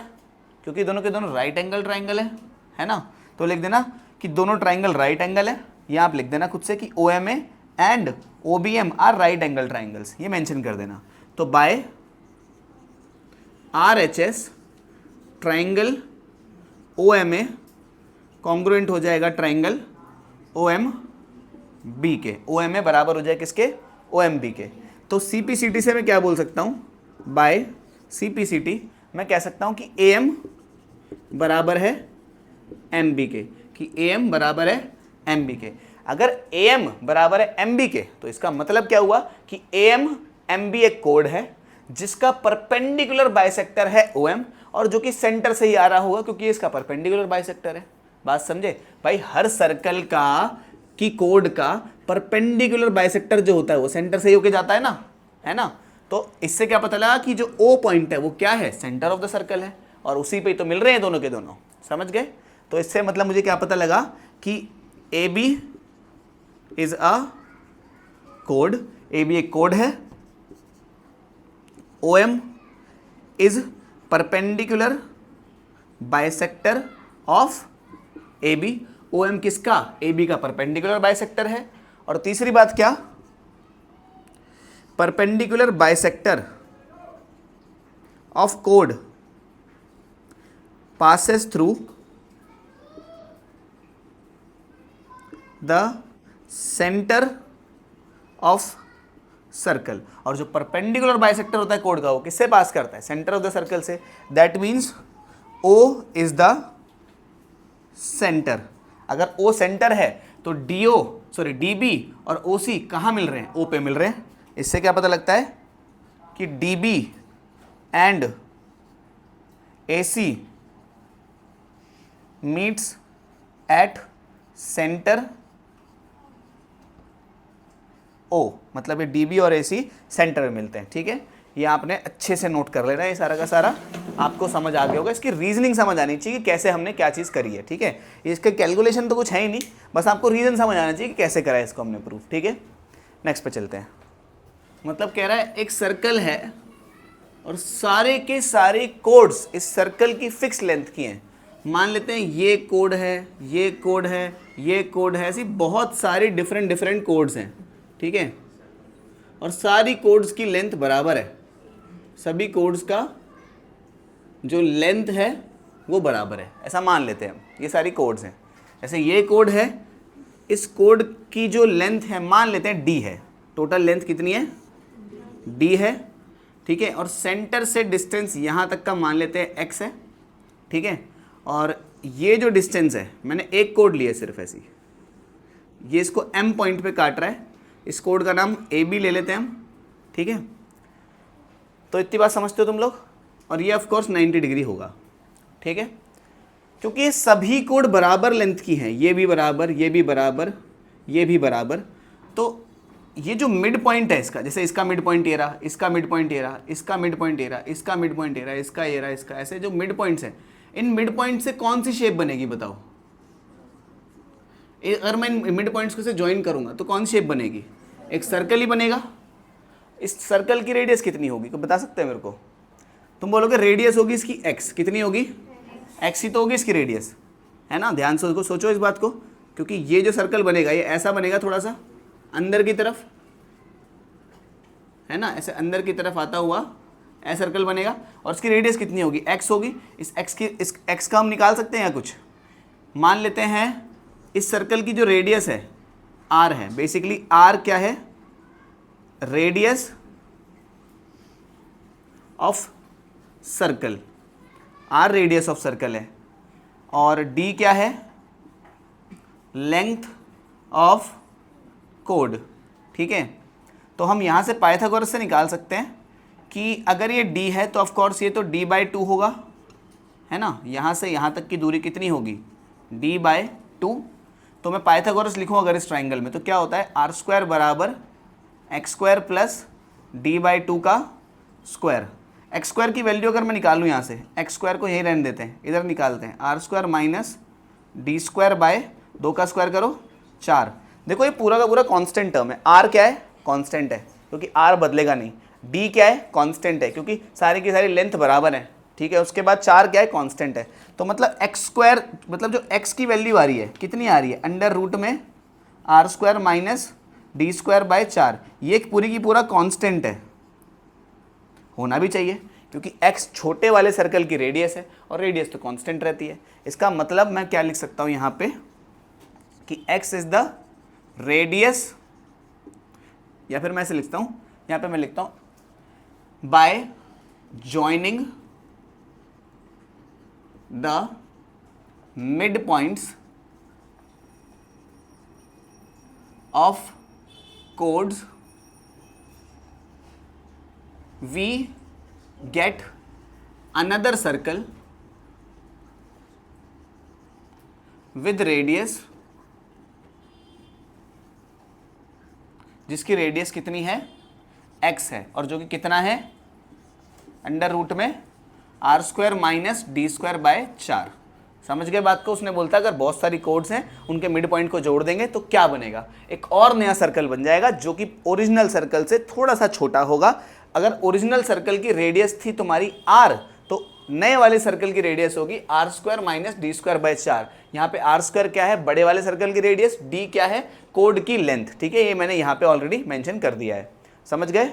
नेक्स्ट पे चलते हैं। क्वेश्चन नंबर 17 में लिखा है in a circle with centre O। ठीक है, कह रहा है एक सर्कल है जिसका सेंटर है O, एक सर्कल है जिसका सेंटर है O, कोड है ABR ACR कॉन्ग्रुएंट। अच्छा, यहाँ लिखा हुआ है कोड कॉन्ग्रुएंट है। मैंने बताया था कॉन्ग्रुएंट का मतलब क्या होता है, बराबर। तो बेसिकली एक कोड है AB, लेट अस से ये है AB, और एक और कोड है AC। यही तो है AB और AC, सेम कोड, क्योंकि ये दोनों एक ही पॉइंट से शुरू हो रही हैं, है ना। तो कोड AB और AC, तो ये कोड AB है, ये कोड AC है। कह रहा है दोनों बराबर है, मतलब गिवन में क्या है हमें कि AB बराबर है AC के, दोनों के दोनों बराबर हैं। इसके बाद कहता है explain why this statement is true. क्या स्टेटमेंट है? Centre of the circle lies at the angle, lies on the angle bisector of BAC। तुम्हें BAC एंगल नजर आ रहा है, ये वाला जो एंगल है, अगर मैं इसका एंगल बाइसेक्टर ड्रॉ करूंगा तो ये सेंटर से होके जाएगा। ये ऐसे कह रहा है, लेट अस से ये M है और ये पॉइंट A है। ठीक है, चेक कर लेते हैं ऐसा क्यों हो रहा है। ठीक है, ये अगर सेंटर है तो यहाँ से अगर मैं एक परपेंडिकुलर ड्रॉ करूँ तो इसको M पे, और यहाँ से अगर मैं एक परपेंडिकुलर ड्रॉ करूँ तो इसको N पे काटेगा। ये क्या इतनी बात क्लियर होती है? ये ट्राइंगल कॉन्ग्रुएंट है कि नहीं है, सोचो इस बात को तुम लोग। आर दे कॉन्ग्रुएंट और नॉट? चेक कर लेते हैं। एक कॉमन है ना, और ये डिस्टेंस इसके बराबर होगा क्योंकि इक्वल कोड्स हैं। ठीक है, तो मैं क्या बोल रहा हूं, in triangle OMA and ONA, OMA और ONA को कैसे बराबर कर सकते हैं? पहली बात तो OA तो बराबर है OA के, दूसरी बात क्या बोल सकते हैं हम, OM बराबर है ON के, OM बराबर है ON के। इसका रीजन क्या है? कॉमन साइड्स हैं। इसका रीजन क्या है? ये इसके बराबर क्यों, कोई बता सकता है मेरे को? क्योंकि इक्वल कोड्स हैं और इक्वल कोड सेंटर से इक्वल डिस्टेंस पे होती हैं। ठीक है, equal chords are equidistance from centre. Equidistance का मतलब समझ गए होगे तुम लोग। ठीक है, तीसरी चीज क्या है? अच्छा, तीसरी चीज एक और मिल गई, MA बराबर है AN के। कैसे पता तुम्हें ये बात? क्योंकि BA तो बराबर है AC के। इसको मैं ऊपर लिख देता हूँ कहीं पे, है ना, मान लो यहाँ लिख देता हूँ मैं कि BA बराबर है AC के, तो BA का आधा AC के आधे के बराबर होगा। BA का आधा कौन है? MA बराबर है, इसका आधा कौन है? NA। इसको मैं इक्वेशन नंबर 1 बोल देता हूँ। तीसरी चीज क्या मिल गई मेरे को कि MA बराबर है NA के। इसका रीजन क्या रहेगा? इक्वेशन नंबर 1 में प्रूव किया हुआ है, इसका रीजन ये रहेगा। समझ गए? तो बाय कौन सा लगा क्राइटेरिया अभी? By SSS congruency criteria, by SSS congruency criteria मैं क्या कह सकता हूँ कि ट्राइंगल OMA कॉन्ग्रुएंट है ट्राइंगल ONA के। क्या इतनी बात क्लियर होती है? अब इसके बाद मैं क्या कह रहा हूँ, ध्यान से समझना। OMA ये ट्राइंगल और ये ट्राइंगल दोनों कॉन्ग्रुएंट हैं। मैं CPCT से क्या कह रहा हूँ, बाय CPCT मैं बोल रहा हूँ कि ये वाला जो एंगल है इस वाले एंगल के बराबर है, ये वाला एंगल इस वाले एंगल के बराबर है। क्या नाम है इसका? OMA। एंगल OMA बराबर है एंगल OMA नहीं थो सॉरी OAM बराबर है OAN के। किसके? OAN के। मैंने ये बोला कि ये वाला एंगल इस वाले एंगल के बराबर है। ठीक है, अगर ये दोनों एंगल बराबर है ना, तो मतलब दोनों बाइसेक्टर, तो मतलब ये जो है OM जो है ये एंगल बाइसेक्टर है। इसका मतलब क्या हुआ? OM इज द, या OM छोड़ो मैं इसको OA बोल देता हूं। ठीक है, OA is the angle bisector. क्या है? एंगल बाइसेक्टर है। कौन सा एंगल का? Of BAC, of angle BAC, यही हमें लाना था कि जो इसका जो एंगल बाइसेक्टर होगा वो सेंटर से होके जाएगा, यही प्रूव करना था हमें। ऑफ द सर्कल, बेसिकली एक सर्कल है, उस सर्कल का कोई सेंटर है, टू पैरेलल कोड्स, दो कोड पैरेलल हैं, on of length 10 centimetre and 25 centimetre are on the same side of the centre of the circle. कह रहा दोनों के दोनों सेम साइड पे हैं, एक छोटी कोड है और एक बड़ी कोड है। ठीक है, आगे बढ़ते हैं। The distance between the code is 7 centimetre. तो दोनों पैरेलल है, ये बात दी हुई है हमें। तो कह रहा है इन दोनों के जो बीच का डिस्टेंस है, यहां से यहां तक का जो डिस्टेंस है वो 7 सेंटीमीटर हमें पता है। Find radius of the circle, circle की रेडियस कितनी होगी। तो क्वेश्चन में क्या दिया हुआ है, मैं इसको बोल देता हूँ AB, इसको बोल देते हैं PQ, और ये सेंटर O है। ठीक है, बोला हुआ है हमें कि छोटी वाली जो कोड है वो 10 सेंटीमीटर की है, ये गिवन है, और जो बड़ी वाली कोड है वो 24 सेंटीमीटर की है। ठीक है, और इन दोनों के बीच का जो डिस्टेंस है वो 7 सेंटीमीटर है, वो क्वेश्चन में दिखाई दिया मैंने। ठीक है, तो हमें फाइंड क्या करना है, इसमें रेडियस फाइंड करनी है। ठीक है, कर लेते हैं, कैसे करेंगे,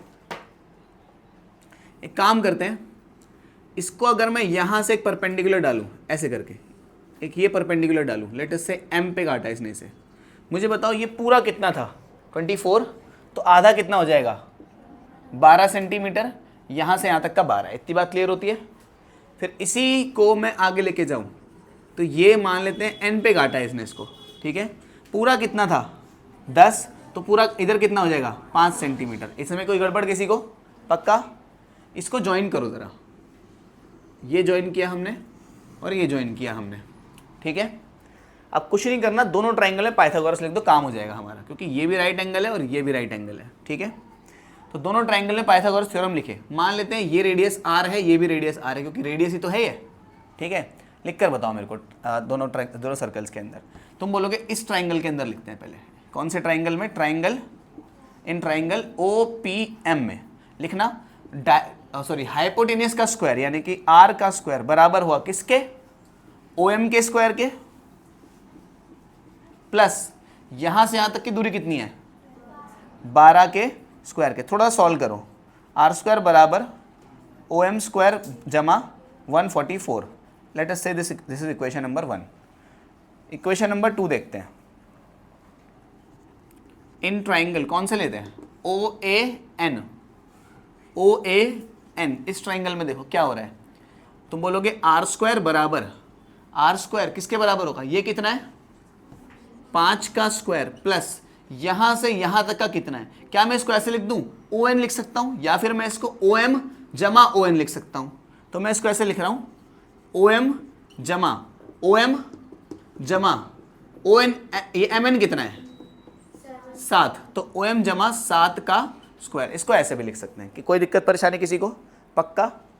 ये तो हो गया R स्क्वायर, ये हो गया 25, ये A प्लस B का होल स्क्वायर है। कैसे करते हैं, A स्क्वायर यानी कि OM का स्क्वायर, B स्क्वायर यानी कि कितना है ये 7 का स्क्वायर, फिर 2AB। ठीक है, 2AB कितना होता है 2 multiplied by OM multiplied by B मतलब 7 है, 7 2 से मल्टीप्लाई होकर सीधा सीधा मैं यहाँ पे 14 लिख देता हूँ। उम्मीद है आपने पिछले चैप्टर पढ़ा था अलजेब्रिक आइडेंटिटीज, नहीं तो समझ नहीं आना ये क्वेश्चन। तो कितना हुआ यहाँ पे R स्क्वायर बराबर 25 और 49 कितना हुआ, कितना हुआ बताओ जल्दी से, 70, पक्का 74। इधर कितना हुआ OM का स्क्वायर, और इधर कितना हुआ 14 OM। समझ गए, इसको इक्वेशन नंबर 2 बोल देता हूं मैं। ठीक है, अब मैं क्या कर रहा हूं ध्यान समझना, इक्वेशन नंबर 1 और इक्वेशन नंबर 2 को माइनस कर दो। ठीक है, या फिर एक काम करो, ये पूरा भी R स्क्वायर के बराबर है, ये पूरा भी R स्क्वायर के बराबर है, दोनों को इक्वेट कर दो, एक ही बात है ना। ये पूरा कितना है 74 प्लस OM का स्क्वायर प्लस 14 OM बराबर है किसके, OM स्क्वायर प्लस 144 के। इतनी बात समझते हो? OM स्क्वायर से OM स्क्वायर तो गया, क्यों गया? ये प्लस का था, ये प्लस का था, वहाँ जाता तो एक माइनस का हो जाता, तो भी दोनों कट ही जाते। तो कितना आया यहाँ से? 74 प्लस 14 OM बराबर 144। इसको यहाँ पे माइनस कर दो तो कितना आया? 14 OM बराबर 144 माइनस 74। कितना होता है ये? कितना? 140 में 70 का कितना आया? 70 ही आया। तो OM कितना आया बताना मेरे को? 70/14। 14 के टेबल में मेरे ख्याल से 5 पे आता है। तो OM कितना हो गया? 5 सेंटीमीटर OM आया मेरे पे। OM है कौन? OM ये है, ये आ गया 5 सेंटीमीटर। लेकिन हमें तो निकालना ही नहीं था, हमें तो रेडियस निकालनी थी। तो एक काम करते हैं, OM को उठा के यहाँ रख देते हैं, रेडियस आ जाएगी। ठीक है, तो मैं क्या कर रहा हूँ, पुट OM बराबर कितना था यार? 5 सेंटीमीटर इन इक्वेशन 1। इक्वेशन 1 में पुट कर दो। ठीक है, कितना है बताना, क्या है इक्वेशन 1? आर स्क्वायर बराबर OM का स्क्वायर प्लस 144। तो आर स्क्वायर बराबर OM कितना है? 5 का स्क्वायर 144। तो आर स्क्वायर बराबर 25 प्लस 144। तो आर स्क्वायर बराबर कितना हो गया? 160। किसका स्क्वायर होता है ये? अंडर रूट में 169 बना, स्क्वायर चला गया यहाँ से, तो आर आया 13 सेंटीमीटर। तो रेडियस हमारी आ गई 13 सेंटीमीटर, जो हमें निकालनी थी। This was a good question, सबको आना चाहिए ये वाला। नहीं समझ आया तो एक बार दोबारा रिवाइंड करो, पॉज करके दोबारा ट्राई भी करना है इसको सारे के सारे एक बार। अगला क्वेश्चन है 19, कह रहा है a regular hexagon. Regular hexagon ऐसा हेक्सागोन होता है जिसकी सारी साइड्स बराबर होती हैं। A regular hexagon is inscribed in a circle of radius r। Okay, तो एक सर्कल है, उसके अंदर एक रेगुलर हेक्सागोन को इंस्क्राइब किया गया है। फिगर थोड़ा ठीक से बना लेना, ठीक है। P Q R S T U, centre है O। ठीक है, हेक्सागोन की जो एक साइड लेंथ होगी ये कितनी होगी? ठीक है, पहले तो ये पूछा हुआ है। And the distance of each side from the centre, मतलब रेडियस ही पूछी हुई है वैसे तो, रेडियस नहीं। चलो पहले काम करते हैं, हमें गिवन क्या है कि P Q R S T U 1 2 3 4 5 6 is a regular hexagon. Proof क्या फाइंड क्या करना है हमें? फाइंड करनी है एक तो साइड ऑफ हेक्सागोन, दूसरा डिस्टेंस फ्रॉम सेंटर। ठीक है, मेरी बात को ध्यान समझना, मैंने इसको इससे और इसको इससे ज्वाइन किया। ठीक है, ये भी रेडियस r है, ये भी रेडियस r है। ठीक है, मुझे एक बात बताओ, अगर मैं सबको ही ज्वाइन कर देता, इसको भी ज्वाइन कर देता, इसको भी, वो तो ऑलरेडी ज्वाइंड है, इसको भी ज्वाइन कर देता, ठीक है, तो सेंटर पे कितना एंगल सबटेंड करते सारे के सारे? 360। कितना एंगल करते? लेकिन मैं तुमसे पूछूं सिर्फ ये वाला एंगल कितना है, तो तुम क्या करोगे? 360 को 1 2 3 4 5 6 हिस्से में डिवाइड किया हुआ है। मतलब 360 को 6 से अगर मैं डिवाइड कर दूं, ठीक है, तो मैं ऐसे यहां पे लिखूं, angle subtended bye code RS। RS ने कितना एंगल सबटेंड किया होगा? तो तुम बोलोगे यहां से यहां तक का हो जाएगा 360 बाय कितना, कितने हिस्से में? 6 हिस्से में। तो ये मेरे ख्याल से 60 हो जाना है। तो ये एंगल कितना हो गया हमारा? 60 डिग्री हो गया। ये 60 डिग्री हो गया, इतनी बात क्लियर है। ये रेडियस है, मतलब ये वाला एंगल, ये भी रेडियस है, मतलब ये वाला एंगल, क्योंकि आइसोसेलेस ट्राइंगल है, ये दोनों भी बराबर होने चाहिए। तो मान लेते हैं ये एंगल x है, ये एंगल x है। ठीक है, तीनों का सम कितना होता है एक ट्राइंगल के अंदर? 60 जमा x कितना होना चाहिए? 180 होना चाहिए। इसको सॉल्व करोगे तो चलो मैं ही कर देता हूँ। 60 जमा 2x बराबर 180, उसको उधर भेजा तो 2x बराबर 180 में 60 गया तो 120, तो x की वैल्यू कितनी आई? 60। मतलब कि ये भी 60 है और ये भी 60 है। इसका मतलब ये तो एक इक्विलेटरल ट्राइंगल है, मतलब कि ट्राइंगल ORS इज इक्विलेटरल अगर ये इक्विलेटरल है तो आर एस की जो लेंथ है वो कितनी हो गई, अगर इक्विलेटरल है, इक्विलेटरल की सारी साइड ही बराबर होती है, मतलब ये आर तो ये भी आर होना चाहिए, तो आर एस कितना हो जाएगा, एक्स नहीं सॉरी आर हो जाएगा। इतनी बात क्लियर होती है पक्का? अगर ठीक है ये आर है, इतनी बात भी समझ आती है। अगर एक तो काम हो गया, इसने बोला था कि इसकी लेंथ निकालनी है, किसकी, कोड लेंथ निकालनी है, हमें फाइंड क्या करना था, साइड ऑफ हेक्सागोन, जो कितनी आ चुकी है, आर आ चुकी है, समझ गए। साइड ऑफ हेक्सागोन यहाँ पे लिख देना, साइड ऑफ हेक्सागोन कितनी आ चुकी है, आर आ चुकी है। अब इसने कह रहा है सेंटर से कितना दूर होगा, ये पता कर लेते हैं, ठीक है।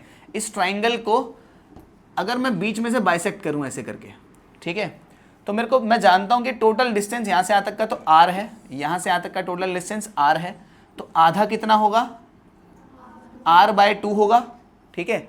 तो मुझे ये वाला डिस्टेंस निकालना है, मान लेते हैं पॉइंट m है, ठीक है। तो इस ट्राइंगल में पाइथागोरस लिखो, क्या लिख सकता हूं मैं यहाँ पे कि r² बराबर हुआ किसके, OM के स्क्वायर के, प्लस यहां से यहां तक r/2 के स्क्वायर के, इसे उधर भेज देते हैं, तो r² माइनस r²/4, समझ गए क्या हो गया, इसका भी स्क्वायर कर दिया, इसका भी स्क्वायर कर दिया, बराबर OM का स्क्वायर, इसको इससे मल्टीप्लाई करके माइनस करा, 4r² माइनस r² पूरे के नीचे 4 आ गया, बराबर OM का स्क्वायर, 4r² में से 1r² गया तो 3r²/4 बराबर OM का स्क्वायर, स्क्वायर को इधर भेजो, कितना हो गया, अंडर रूट में, साइड में करता हूं मैं थोड़ा इधर, ठीक है, इसको इधर भेजो, कितना हो गया, अंडर रूट के अंदर 3r²/4 बराबर OM, 3 तो अंदर रह गया, r² आ गया बाहर r बन के, 4 आ गया बाहर 2 बन के, अंदर में 3 रह गया, और ये आया हमारा OM। क्या OM ही सेंटर से डिस्टेंस है कोड का, हाँ है, तो डिस्टेंस फ्रॉम सेंटर कितना आ गया, r/2√3, ठीक है।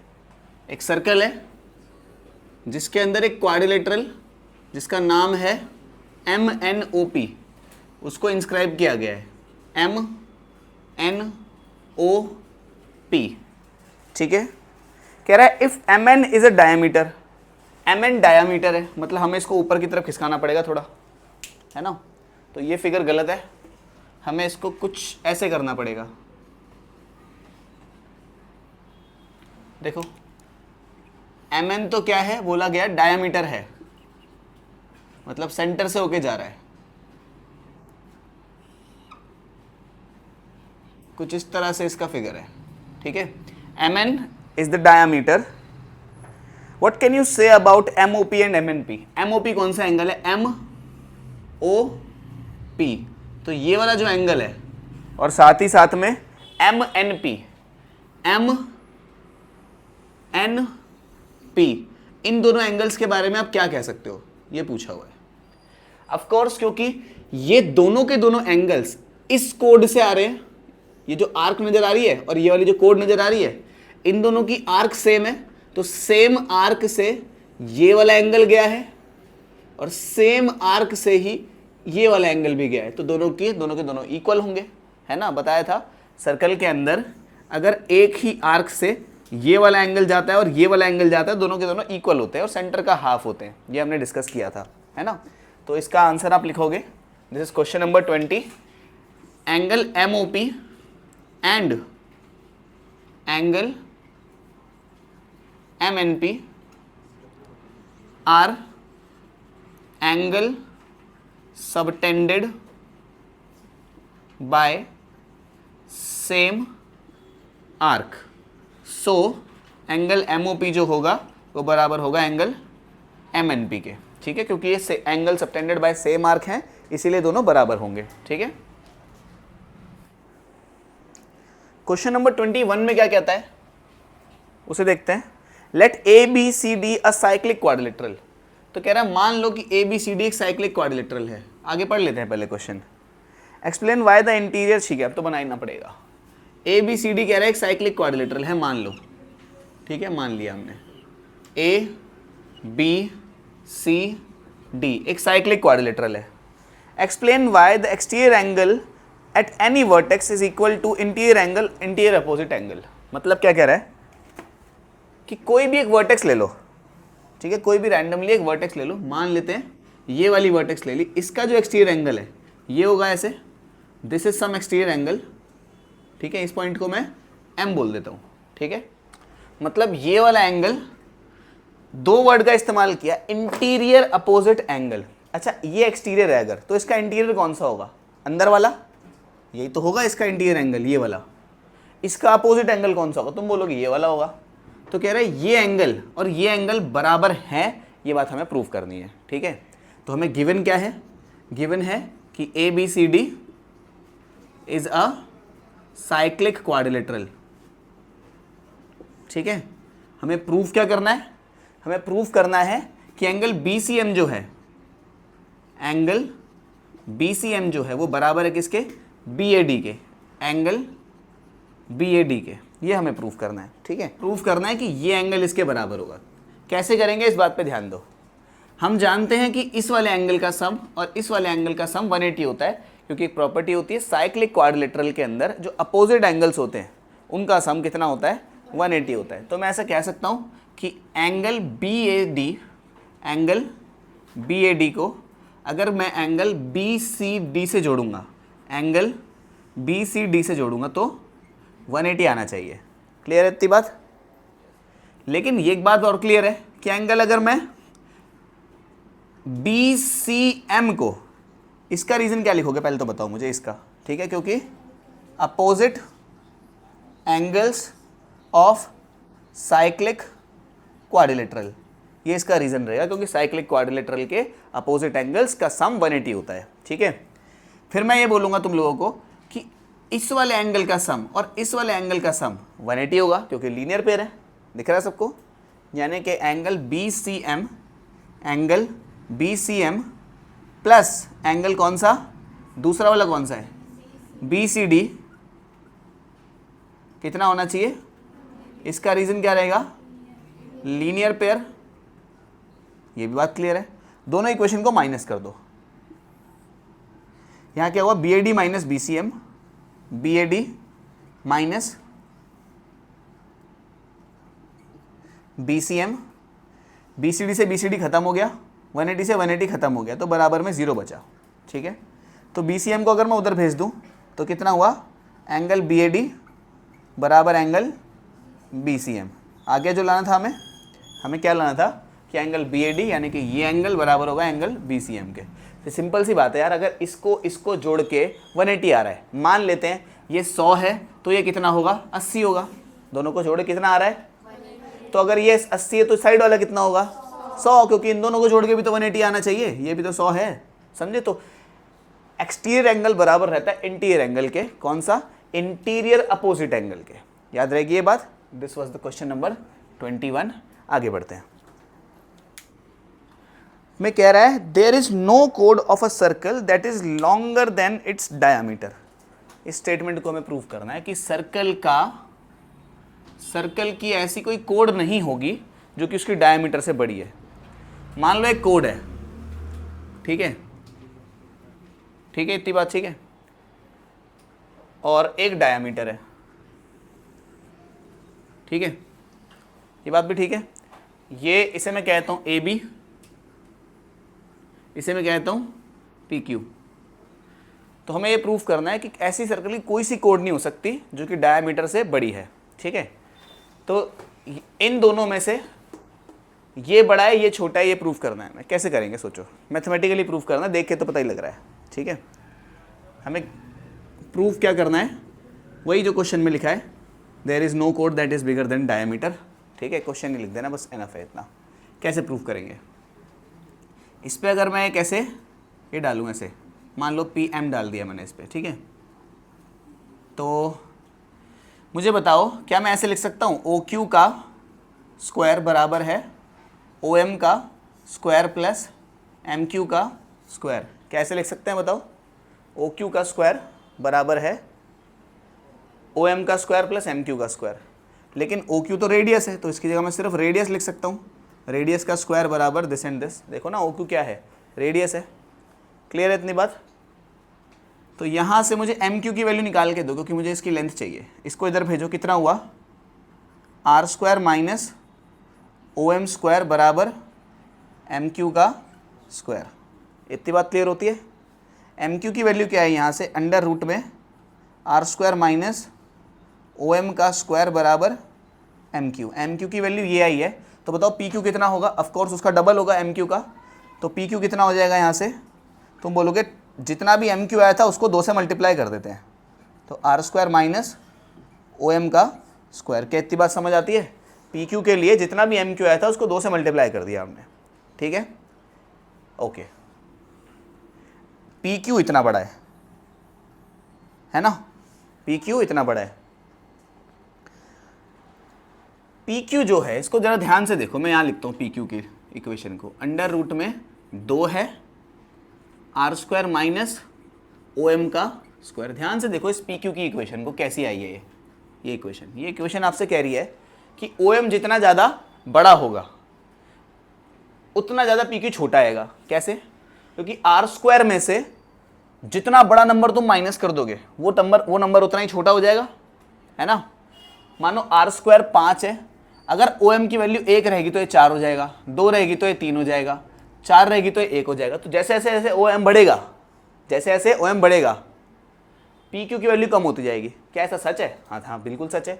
तो देखो ये बात देख के पता लग रही है कि जैसे जैसे ओ एम बढ़ेगा वैसे वैसे पी क्यू घटेगा, मतलब ओ एम जैसे जैसे बड़ा होता जाएगा। समझो अगर मानो पी क्यू ओ एम सिर्फ इतना सा होता, मानो सिर्फ इतना सा, तो पी क्यू की वैल्यू बहुत बड़ी थी, है ना। ओ एम को मैंने और बढ़ाया, समझ रहे हो ना, इस ओ एम को मैंने और खींचा तो पी क्यू और छोटा हो गया। देखो ये देख रहे हो ना, छोटा हो गया। और ये ओ एम को मैंने और खींच दिया लंबा तो पी क्यू और छोटा हो गया। ओ एम को और बड़ा करा तो पी क्यू और छोटा हो गया। समझ रहे हो? तो जैसे जैसे हम ओ एम को खींचते चले जाएंगे पी क्यू की वैल्यू छोटी होती चली जाएगी। इसका उल्टा भी सच है, जैसे जैसे हम पी क्यू को बड़ा करते चले जाएंगे ओ एम की वैल्यू घटती चली जाएगी, है ना। ये बात भी सच है। मैं ये सबको हटा देता हूँ, ये समझाने के लिए बताया था बस, समझ गए? ठीक है, तो पी क्यू छोटा होगा ओ एम बढ़ेगा, इसे इनवर्स प्रोपोर्शन भी कहते थे हम, ठीक है। ओ एम बढ़ेगा तो पी क्यू छोटा होगा, इतनी बात भी क्लियर होती है। तो यहाँ पे मैं लिखता हूँ कि P Q is a function of O M, मतलब पी क्यू जो है ओ एम का एक फंक्शन है, मतलब ओ एम के फर्क पड़ने से, ओ एम को चेंज होने से पी क्यू पे चेंज आएगा, ठीक है। If O M decreases P Q increases. अगर ओ एम घटेगा तो पी क्यू बढ़ेगा। मुझे एक बात बताओ, ओ एम कितना छोटा कर सकते हो तुम ओ एम को? तुम बोलोगे अगर मैं इसको खींच के यहाँ लगा दूं, मतलब पी क्यू को बड़ा करते करते यहाँ लगा दिया तो ओ एम तो खत्म ही हो गया। सोचो भाई, ओ एम सबसे छोटा 0 ही हो सकता है ना। तो ओ एम को अगर मैं क्या कर दूं, अगर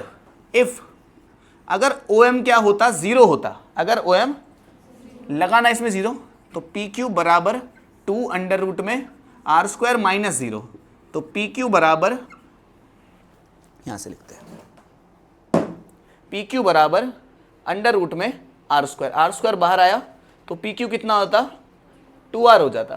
पी क्यू कितना हो जाता, 2r क्या है, रेडियस है या कि डायमीटर है? डायमीटर, रेडियस का दुगना मतलब डायमीटर।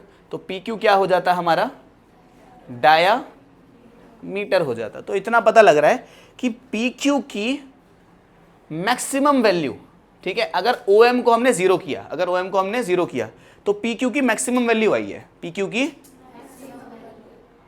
समझ रहे हो? तो पी क्यू की मैक्सिमम वैल्यू अगर डायामीटर है, पी क्यू जब सबसे बड़ा हो जाएगा तब वो डायामीटर बन जाएगा। पी क्यू जब सबसे बड़ा हो जाएगा तब वो डायामीटर बन जाएगा। इसका मतलब क्या हुआ कि पी क्यू डायामीटर से छोटा है। यही तो बात प्रूव करनी थी हमें, ठीक है। सो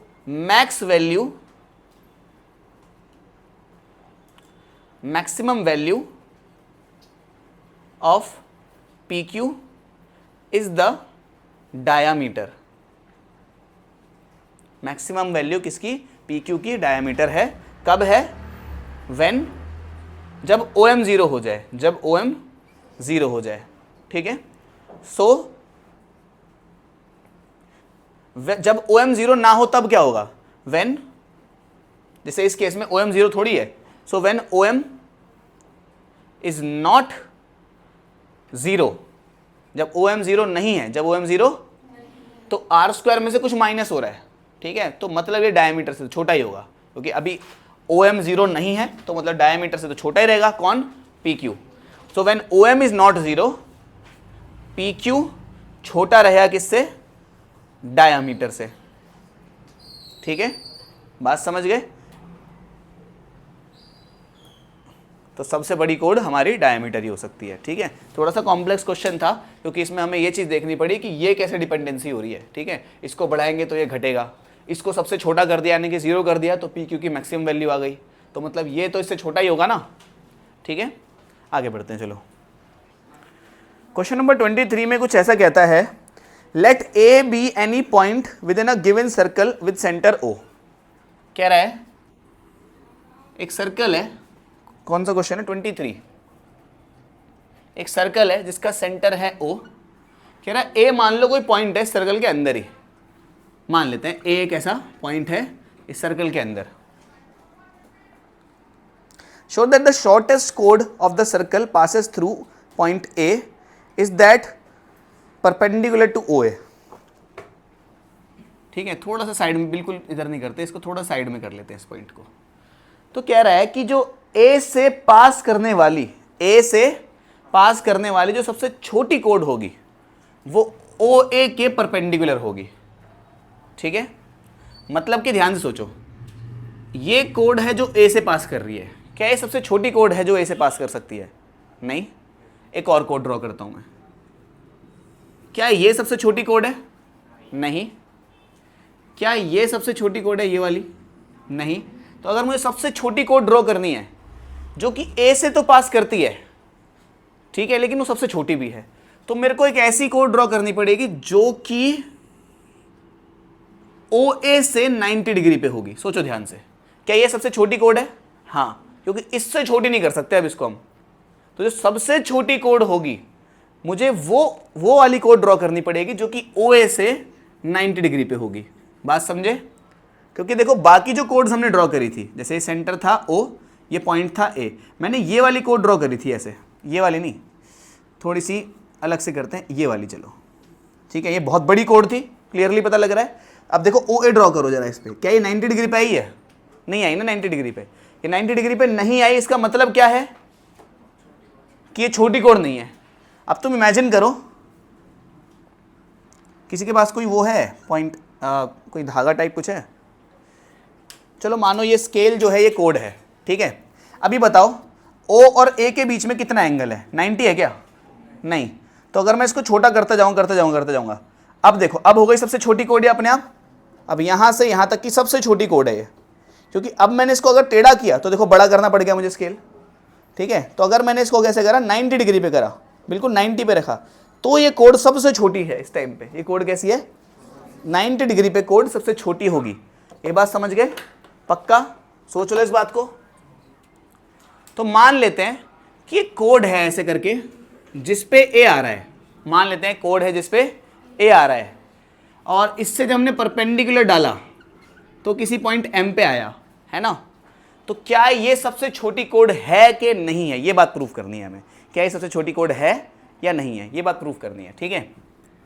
इसको अगर मैं जोड़ूं तो ये तो रेडियस आर है, इसको अगर हम जोड़ें तो ये भी कुछ है कोई पॉइंट, इस पॉइंट को हमने ए ही बोला हुआ है। बताओ, मान लेते हैं पी क्यू है, ठीक है, क्या है ये, पी क्यू है।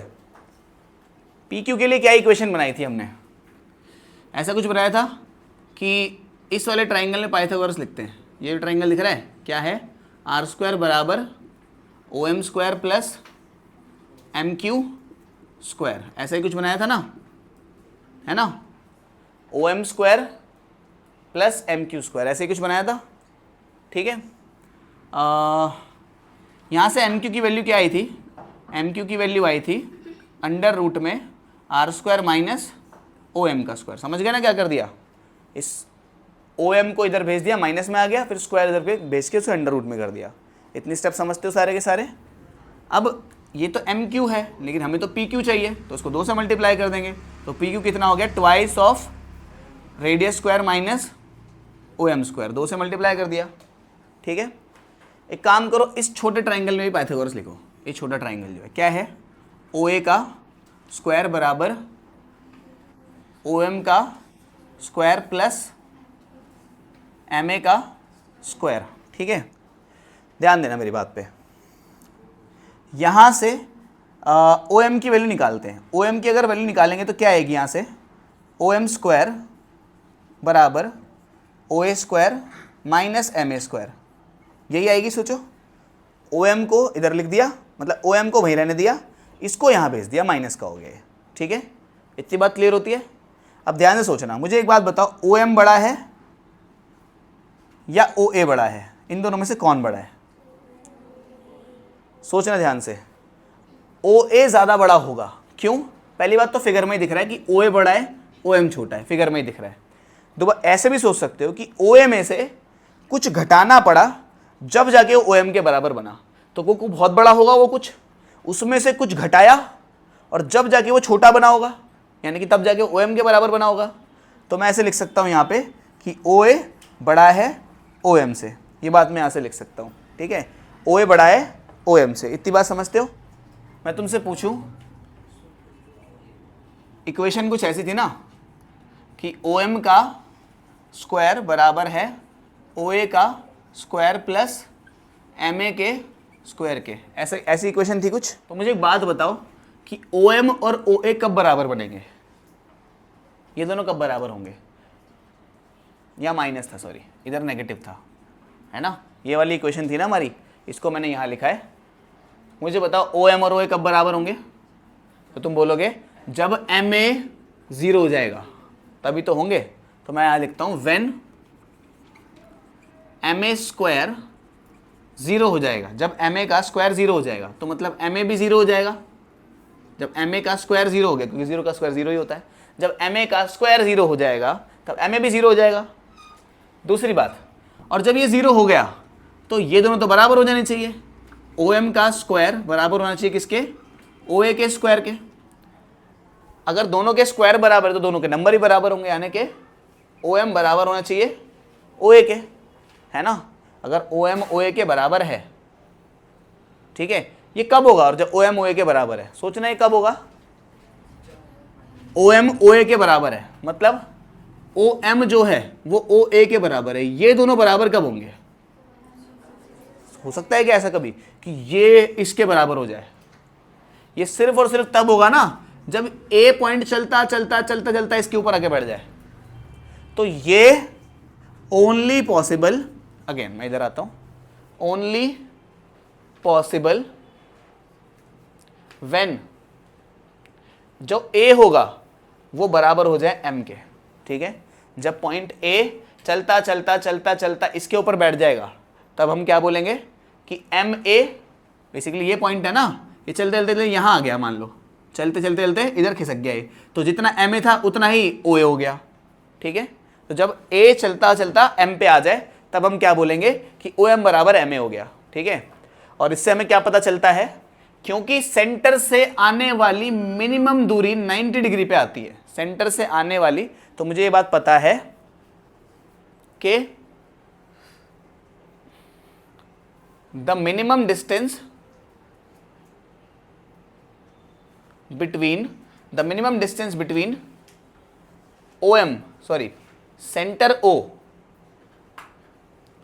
एंड कोड पी क्यू और सेंटर ओ के बीच में मिनिमम दूरी कौन है? तुम बोलोगे ओ एम है। कितना है? ओ एम है, लेकिन अभी मुझे पता लगा कि ओ एम तो ओ ए के बराबर है, तो विच इज, जो कि ओ ए भी है।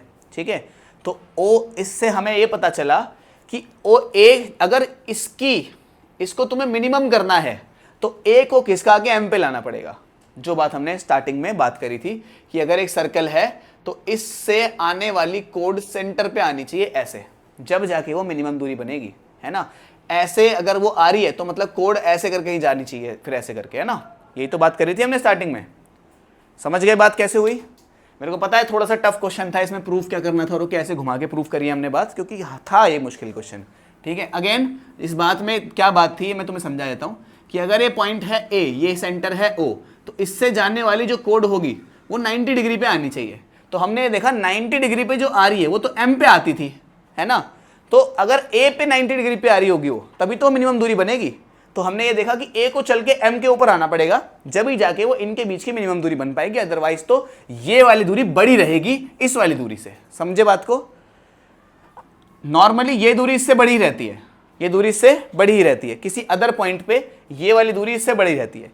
लेकिन अगर ये हो जाए 0 तो ये चलते चलते इसके ऊपर आ जाएगा, तब जाके मिनिमम दूरी बनेगी। ठीक है, थोड़ा सा मुश्किल क्वेश्चन था।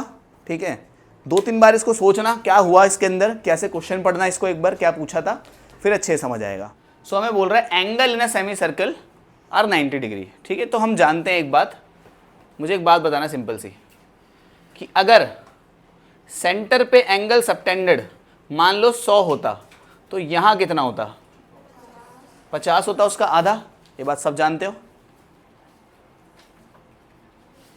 अगर ये डायमीटर है और तो ये एंगल कितना होगा मुझे बताना फिर, सोचो, क्योंकि डायामीटर ने जितना एंगल सबटेंड किया होगा वो तो 180 होगा, है ना? तो 180 का आधा ये 90 होना चाहिए। तो इतना तो पता है कि ये एंगल 90 होना चाहिए, है ना? तो मैं यहाँ लिखता हूँ कि angle A of course should be 90। Reason क्या रहेगा? Angle subtended by diameter is 90। मतलब डायामीटर ने जो एंगल सबटेंड करता है वो 90 डिग्री का होता है। ठीक है, इस ट्राइंगल के अंदर एक बात मैं लिख सकता हूँ क्या, कि एंगल ए प्लस ये वाला एंगल कितना है, स्मॉल ए, ये वाला एंगल कितना है, स्मॉल बी, बराबर कितना होना चाहिए, 180 के। और रीजन क्या रहेगा इसका? ट्राइंगल एंगल्स या ट्राइंगल सम प्रॉपर्टी, या ऐसे लिखता हूँ एंगल सम प्रॉपर्टी। मतलब क्या हुआ एंगल सम प्रॉपर्टी का, कि तीनों एंगल्स को जोड़ के 180 आता है, ये होती है हमारी एंगल सम प्रॉपर्टी। लेकिन एंगल ए कितना है, 90 डिग्री है, यहाँ पे लगाओ 90 प्लस ए प्लस बी बराबर, इसको वहाँ भेजो तो ए प्लस बी कितना हुआ, 90।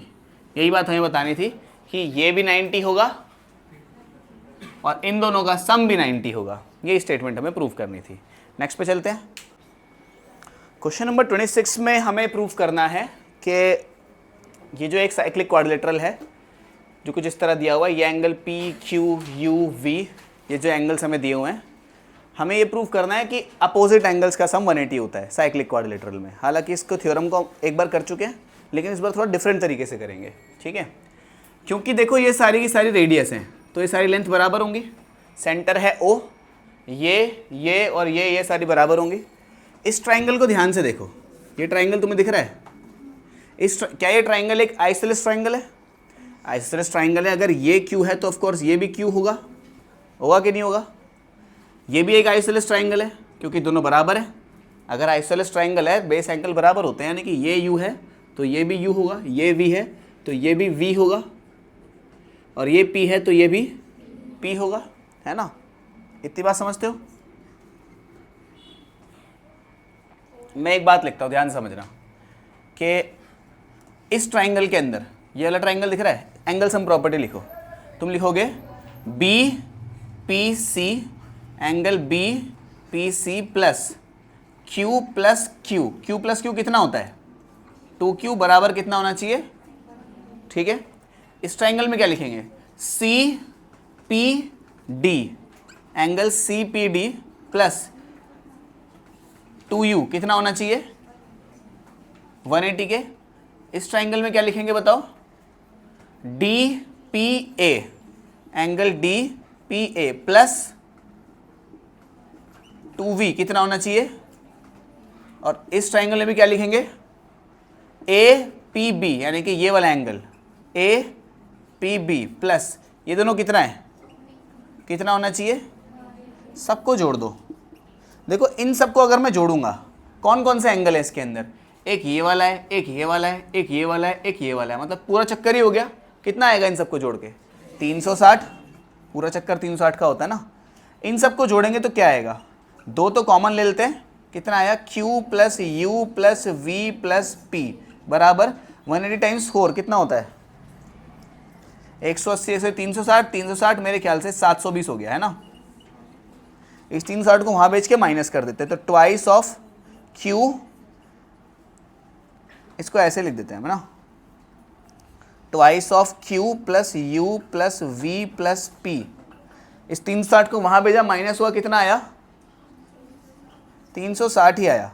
इसको इसके नीचे भेजा, Q plus U plus V plus P, 360 के नीचे 2 गया, कितना आया? 180, है ना। Q plus U plus V plus P कितना है? ठीक है। अब एक ध्यान से सोचो इस बात को कि Q प्लस U कौन है? Q प्लस U कौन है? Angle C। V plus P कौन है? V प्लस P कौन है? Angle A। कितना आ गया? तो ये बात तो हमें ऑलरेडी पता थी कि अपोजिट एंगल्स का सम 180 होता है। ठीक है। सिमिलरली अगर इनको दोनों को जोड़ के 180 आ रहा है, किसको? इस वाले को और इस वाले को जोड़ के 180 आ रहा है। ठीक है। तो सिमिलरली इस वाले को और इस वाले को जोड़ के भी कितना आएगा? 180 आएगा। ठीक है। क्योंकि हम जानते हैं, इसको ऐसे लिखोगे, angle A plus angle B plus angle C plus angle D का सम 180 होता है ना। सारे क्वाड्रिलेटरल के सारे एंगल्स को अगर अपन जोड़ देंगे तो 180 आना चाहिए। मतलब इसको सॉरी 180 नहीं, 360 आना चाहिए। इसको और इसको सबको जोड़ देंगे तो कितना आना चाहिए? 360 आना चाहिए। लेकिन एंगल C और एंगल A ने मिलके तो कितना बना दिया? 180 बना दिया। तो इन दोनों की जगह मैं क्या लिख दूंगा? Plus angle B plus angle D बराबर 360। इसको वहां भेज दो तो कितना हुआ? Angle B plus angle D बराबर 360 में से 180 का कितना आया? 180। तो हम ले आए ये बात कि अपोजिट एंगल्स का सम 180 होता है। ठीक है। एक्सरसाइज खत्म होती है। नेक्स्ट एक्सरसाइज पे चलते हैं।